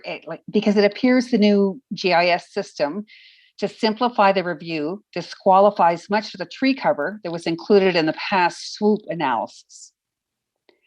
So I'm just wondering why the numbers aren't jiving. Mr. Chair, the swoop is the air photo, Southwest Ontario Ortho Imagery product.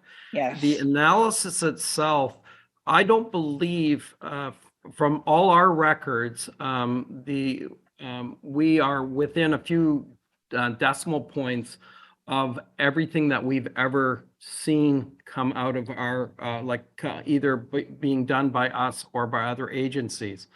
So I'm not sure where the 12% came from.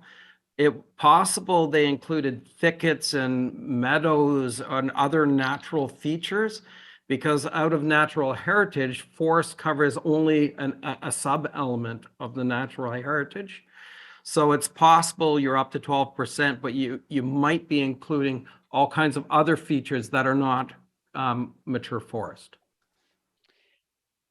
Well, I'm thinking so, because these documented numbers published in our CK Plan 2035 are certainly not meshing with your numbers, and I think your numbers they seem to be correct. And I'm with Councillor Pinsino that 4.21% is a good number. I'm pleased with that, and very pleased with the new seedlings being planted, although they can't be counted. You can't see them, and certainly it'll take years for them to mature. I think we are demonstrating with all the other conservation efforts that Randall reviewed this evening that we are making headway, and that our landowners in general are doing a pretty darn good job at maintaining and practicing sustainable land ownership. Thanks very much to all this evening for the reports. Thank you, Councillor Thompson, followed by Councillor Harrigan and Councillor C. McGregor. Councillor Thompson. Thank you very much. One of the questions I wanted to pose, and it kind of goes across both reports, was that how long will it take before the work we've done, say in 2010 and 2015, starts to appear? If we were to do this again at 2025, would we start to see some of those new forests kind of come online? Mr. Chair, once the forest cover has to meet the criteria of the mapping project that we've put together, that criteria requires that it actually form a canopy and that the forest be continuous. And depending on the species, that's different times. But often you can see a forest starting in about 20 years that you can start seeing the canopy starting to come together. So if in 2025, very possible that the work done in the early 20s, around the year 2000, you'd start seeing that being shown as a forest. Okay, thank you. I guess as I look at it here, the trend is improving. I think much like the stewardship component, we have to continue to bridge that gap, and the trend needs to continue to improve into an upward trajectory. So it turns into, how do we get there? And that's for this committee to decide. How do we encourage stewardship and preservation? And that's an interesting conversation. I think the rural landowners have clearly showed that they are moving in the right direction. I think we need to help encourage that anywhere we can. And I think we need to find a sustainable way forward. So this is definitely, as Bruce pointed out at the beginning, this is an opportunity to take this information away, to kind of delve into it and glean from it what you will. And I'm sure there's going to be a lot of questions. I know I'm going to have some more after we get through this. I'm kind of asleep on it and come back to it the next day kind of guy. So I'd like to see the conversation kind of roll out among the interested stakeholders as well as we continue this conversation. Mark, just out of curiosity, when we talk about tree coverage and we talk about forest coverage, what kind of costs does a landowner look at as they take that 15 to 20 year time frame to turn like a hayfield with some twigs into it into a mature forest with the canopy cover we talk about? Mr. Chair, usually we're talking around $1,000 to $1,500 to establish the plantation, and then it can be anywhere from $50 to $100 a year in spray and other mechanical means to allow those seedlings to be released. And once they're released, then there's actually less maintenance required. But you know, it would be probably in the line of a couple of $1,000s per acre to get those seedlings released and really get the forest going. All right, much appreciated. Thank you very much for the report. Councillor Harrigan, followed by Councillor C. McGregor.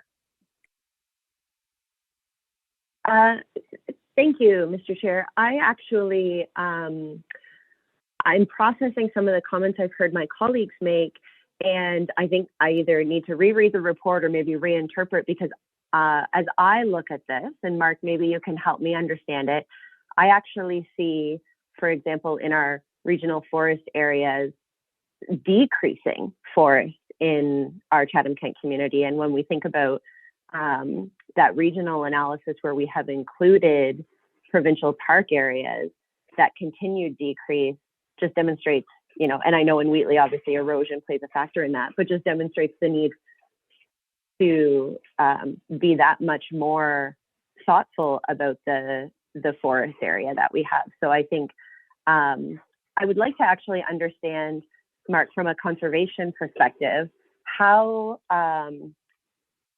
did your staff and your team look at these results?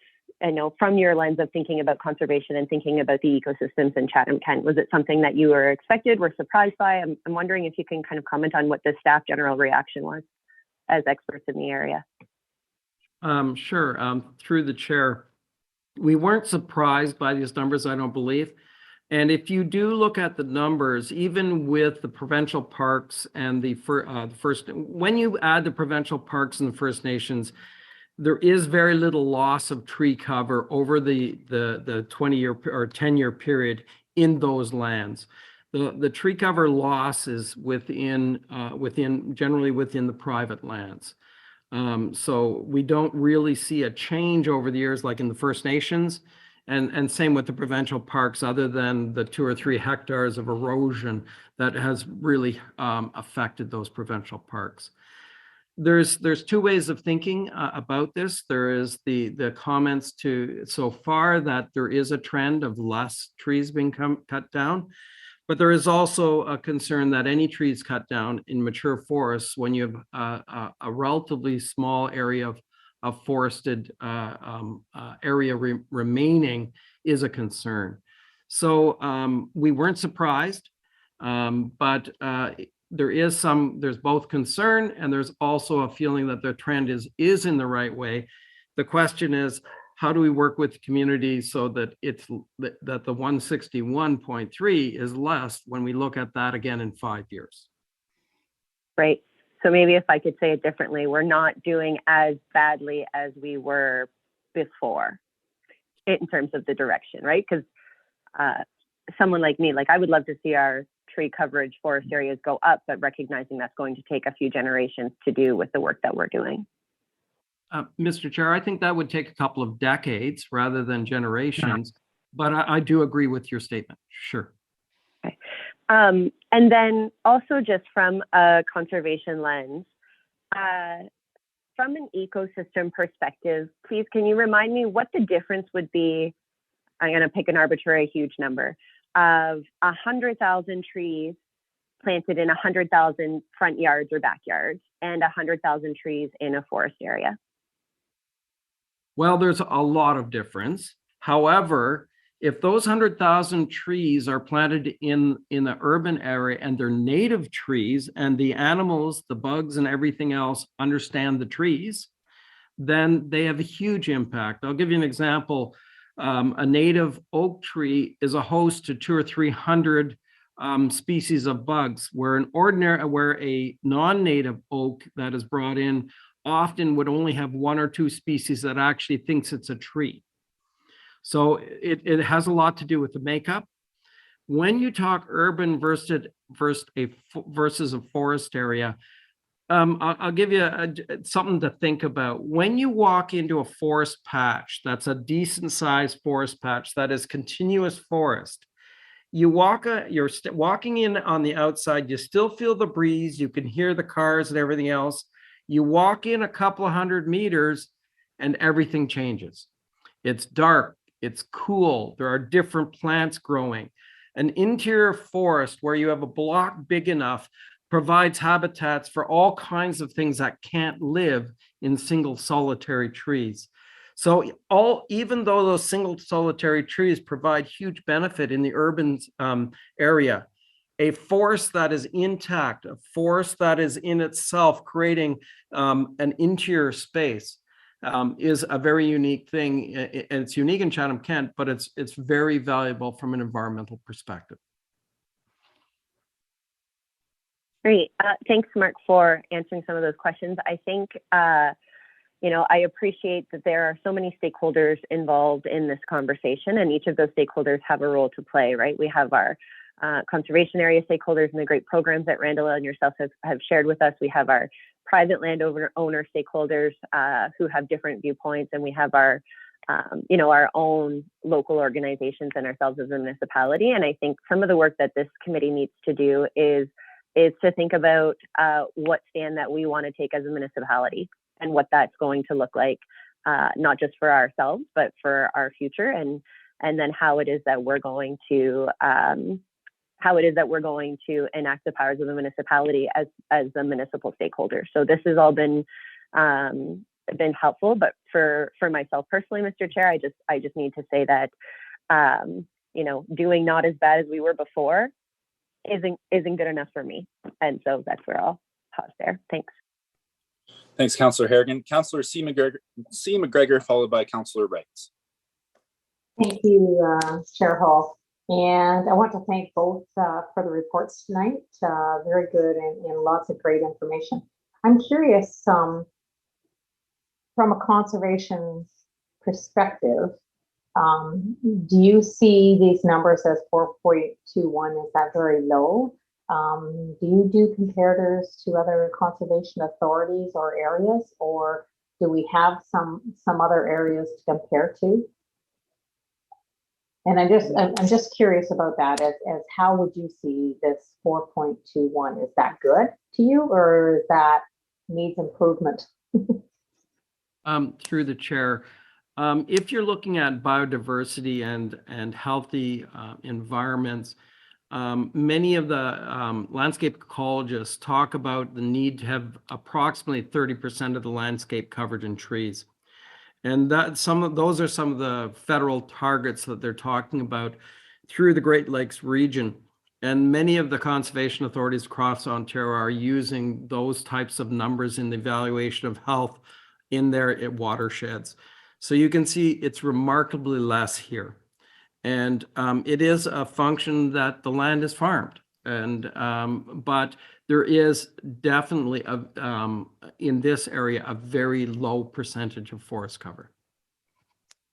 Thank you for that, and because I think that's something else we have to think about going forward, and it may take decades to get there. But I think, and at least I hope from this committee, when we do figure out where we're going, that we have that 20-30-year plan in place on where we want to see ourselves go, with some proper measures in place to follow up with that, whether it be every 5 years, like your study shows here, to try and start to see some of that improvement. So thank you for the reports tonight.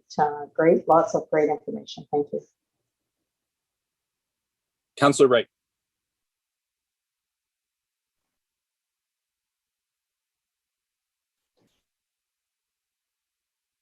Thank you, Mr. Chair. Mark, Chatham-Kent here. Is there any count on how much land we've lost through development for new housing and buildings? Because we lose an acre of farmland, that acre of corn still is good for the environment. In Ontario, we lose 175 acres a day. Is there any on your aerial maps, does it tell you how much land we've lost for development, or did they look at that at all? Or through the chair, we could do that analysis, but we have not completed that as of yet. That is something that can be done as part of a natural heritage evaluation, but I would think the municipality has a number of those numbers already. oh, okay, it'd be interesting to know what it is. Thank you. Thank you, Councillor B. McGregor. Thank you, and really appreciate the report.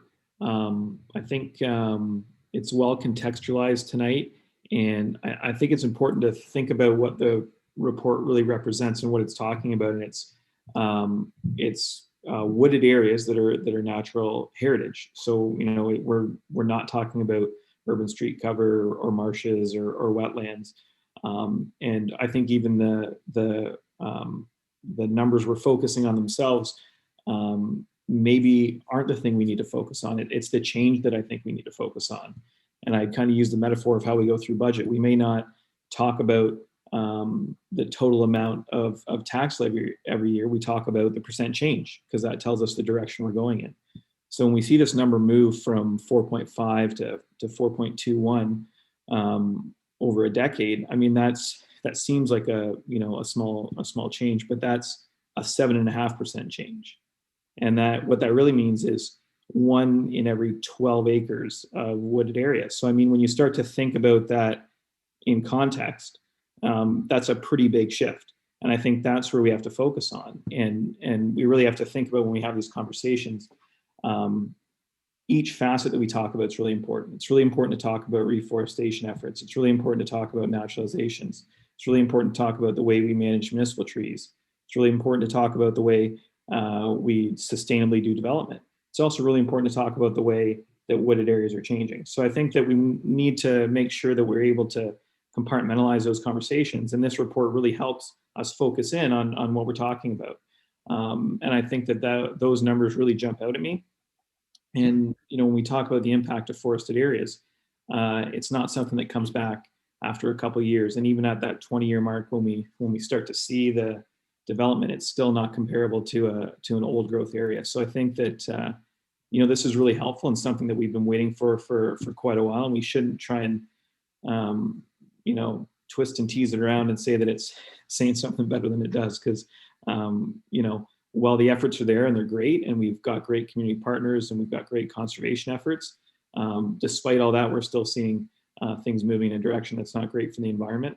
And I think that's important to think about. And it's important to think about all the different ways that we need to make decisions in the future to make sure that 20 years down the road, there's not another council staring at some even uglier numbers. So really just had a small question about some process in that 0.2 to 0.5 acre when we get that information back. Is it possible to look historically at that as well when you do the comparator? Or is there the old GIS data that you can still do a sort of apples to apples look at how that's changed? Through the chair, I believe there is. We would have to take a look at what the accuracy and reliability of that old photos was to make sure that we can pull that data off it. But I think we can. Yeah, and I really appreciate that, and I think that stands out in this report too. That we are really comparing apples to apples, and whatever you put in or take out, as long as you can be consistent over those years, you can see that percent change, which again I think is what's important and what we need to focus on when we're thinking about our long-term goals. Thank you. Thank you, Councillor McGregor. Last person on my list is Councillor McGrail. Great, thank you, Councillor Hall. Just a quick question. How many on average in an expert opinion, acres between, like, we're doing 5 years, so 5-year average, would be loss of trees due to disease and just death of trees that we should probably take into account here. I'm just trying to put everything in a relative form. Through the chair, that's very hard to say, because there are cycles of disease and there are cycles of insect attack, and not only that, even if there is a significant attack, it doesn't mean the whole forest is affected by it. We would have to put some metrics around that to be able to give you something on that without just trying to crystal ball it. Sure. We would have to do some thinking on that question. Okay, that was my only question. Thank you. Thank you, Councillor McGrail. Seeing no other questions, I'll maybe a quick question. I think, Mark, you mentioned in your presentation that you're going to be putting this information out there, and you're going to be looking for community input, or give the community the opportunity to look at this information, look at the data. So maybe to you, Mark, how does the community go about doing that? And maybe this goes to Bruce as well, but how do people engage in this process and see this information? Bruce, do you want to talk to that first? Sure. Thank you, Chair Hall. I would, now that we have the data, one of the things we want to work through here in the next week or two is getting it uploaded, transferred from the CA into our own GIS database, so it's easily viewable. And then we'll specifically ask in direct where comments can be directed to specifically to the CA. We have another meeting here in 2 weeks. I would suggest to the public, we'll come back with an update on that on the December 13th meeting, so it's clear for everybody. I think it will take us, the next week or two to get the mapping up online and have it there posted for folks to view it going forward. Excellent. Awesome. Thank you for the answer to that, Bruce, and to Mark. And to Randall, thank you very much for the presentations tonight. We'll look forward to hearing from you at the community level in the next few weeks or months or so. So thank you very much. Moving on to the next item. It is item number 9. It's the extension of the temporary clear cutting bylaw. And I have a staff recommendation here. It's recommended that the Natural Heritage Committee of the Whole recommend to Council the deletion and amendment of subsection 7.3 of temporary clear cutting bylaw 72-2021 to read that the bylaw shall automatically expire on April 30th, 2022 at 11:59 p.m. Looking for a mover and a seconder. Moved by Councillor C. McGregor and seconded by Councillor Harrigan.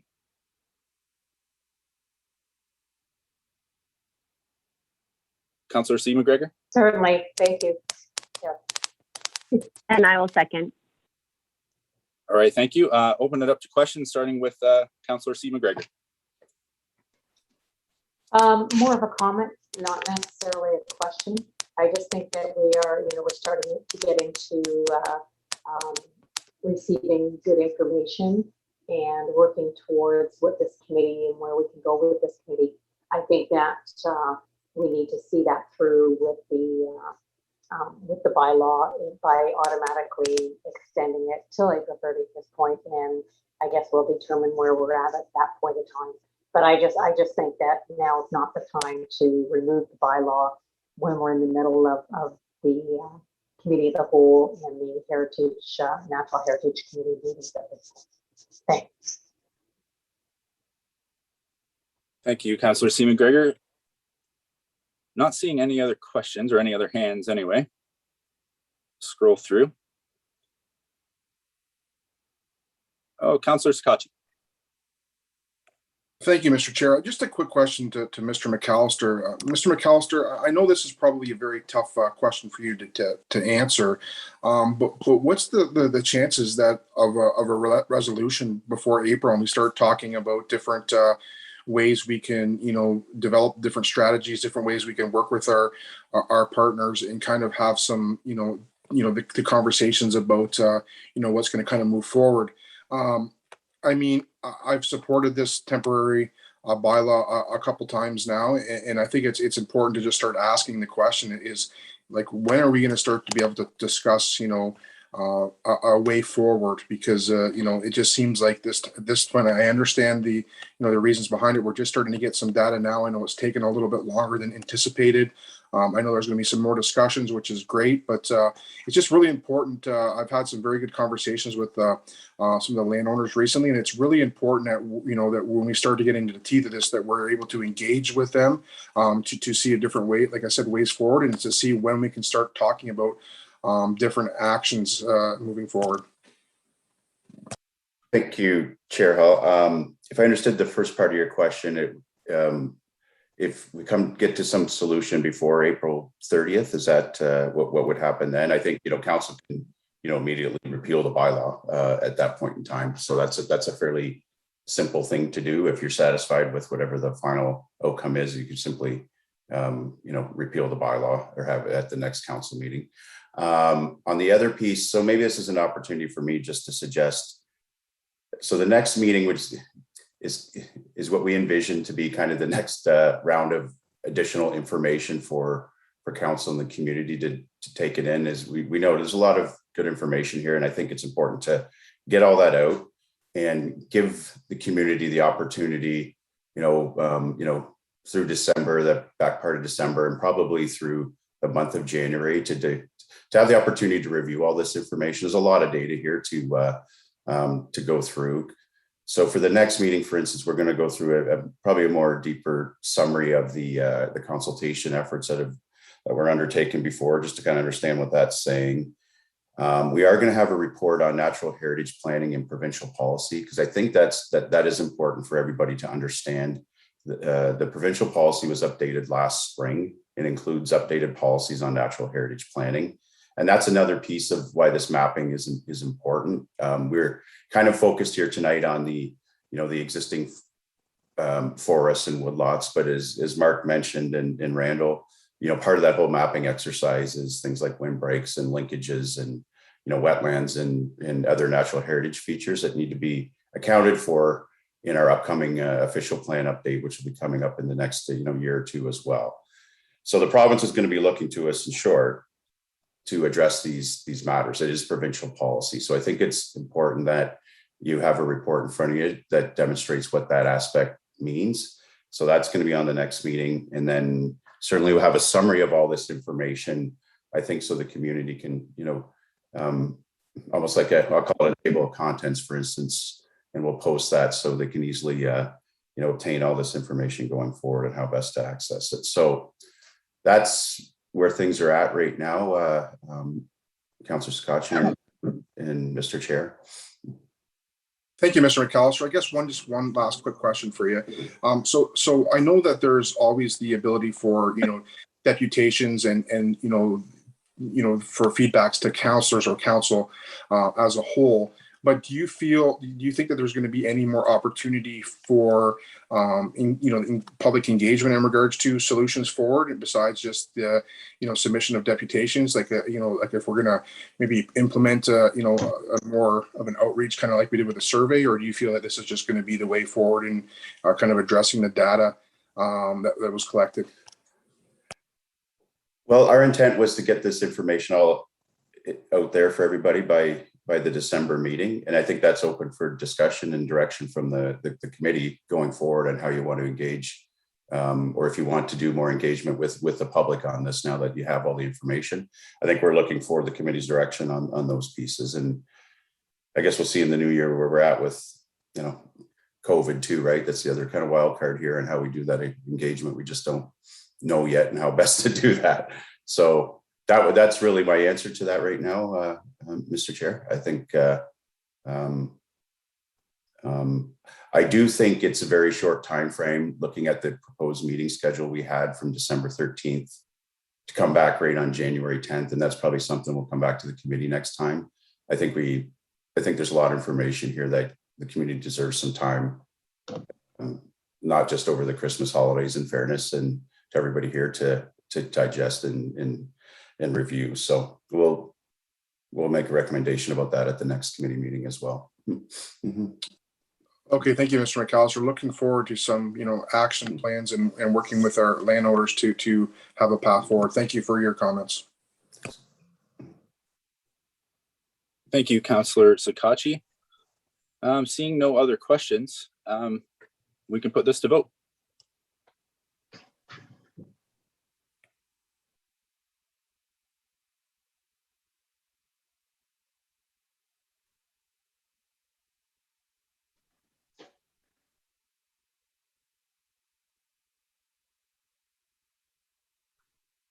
Council, I only have 14 votes in so far. Can everybody ensure that they're hitting submit, please?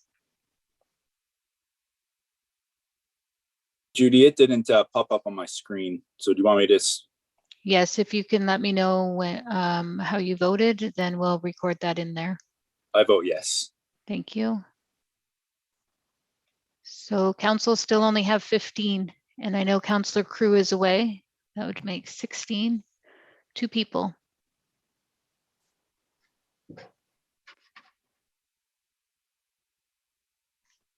Okay, I'm not seeing any more votes come in. That means the vote passes 9-6. All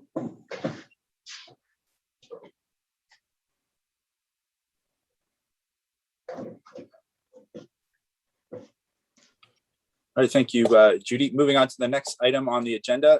It's an information report, publicly accessible information on the Heritage Committee of the Whole information report. Bruce, did you have anything, or Gabriel, did you have anything that you wanted to add to this? Or? Thank you, Mr. Chair. I think it was really just to get an information report out there so folks know where to go for information. There's 2 places really on the dedicated Let's Talk CK page on natural heritage planning, and there now is a specific site for agendas and committee business on the Natural Heritage Committee of the Whole up on the council committee site as well. So that's been established. So excellent. And that's where information will be posted on an ongoing basis as we talk about all this data and all these. That's where it'll be, right? That's correct. Excellent. Okay. Is there any other questions from the committee on this report? Okay, hearing none. Is anybody, do we need to vote on this, Judy? Sorry. No, you don't. It's just for information. Okay, excellent. Okay, well, moving on to our final item of the evening, adjournment. I'll turn it over to Vice Chair Thompson. All right. I would move that the Natural Heritage Committee of the Whole adjourn to its next meeting to be held on Monday, December 13th, 2021, after the planning meeting. Thank you. And Councillor Sakachi, can I get you to second that, please? So moved, Mr. Chair. All right. Is anybody opposed to adjourning? Hearing none. And that is carried. Thank you very much, everybody. We'll see you next time.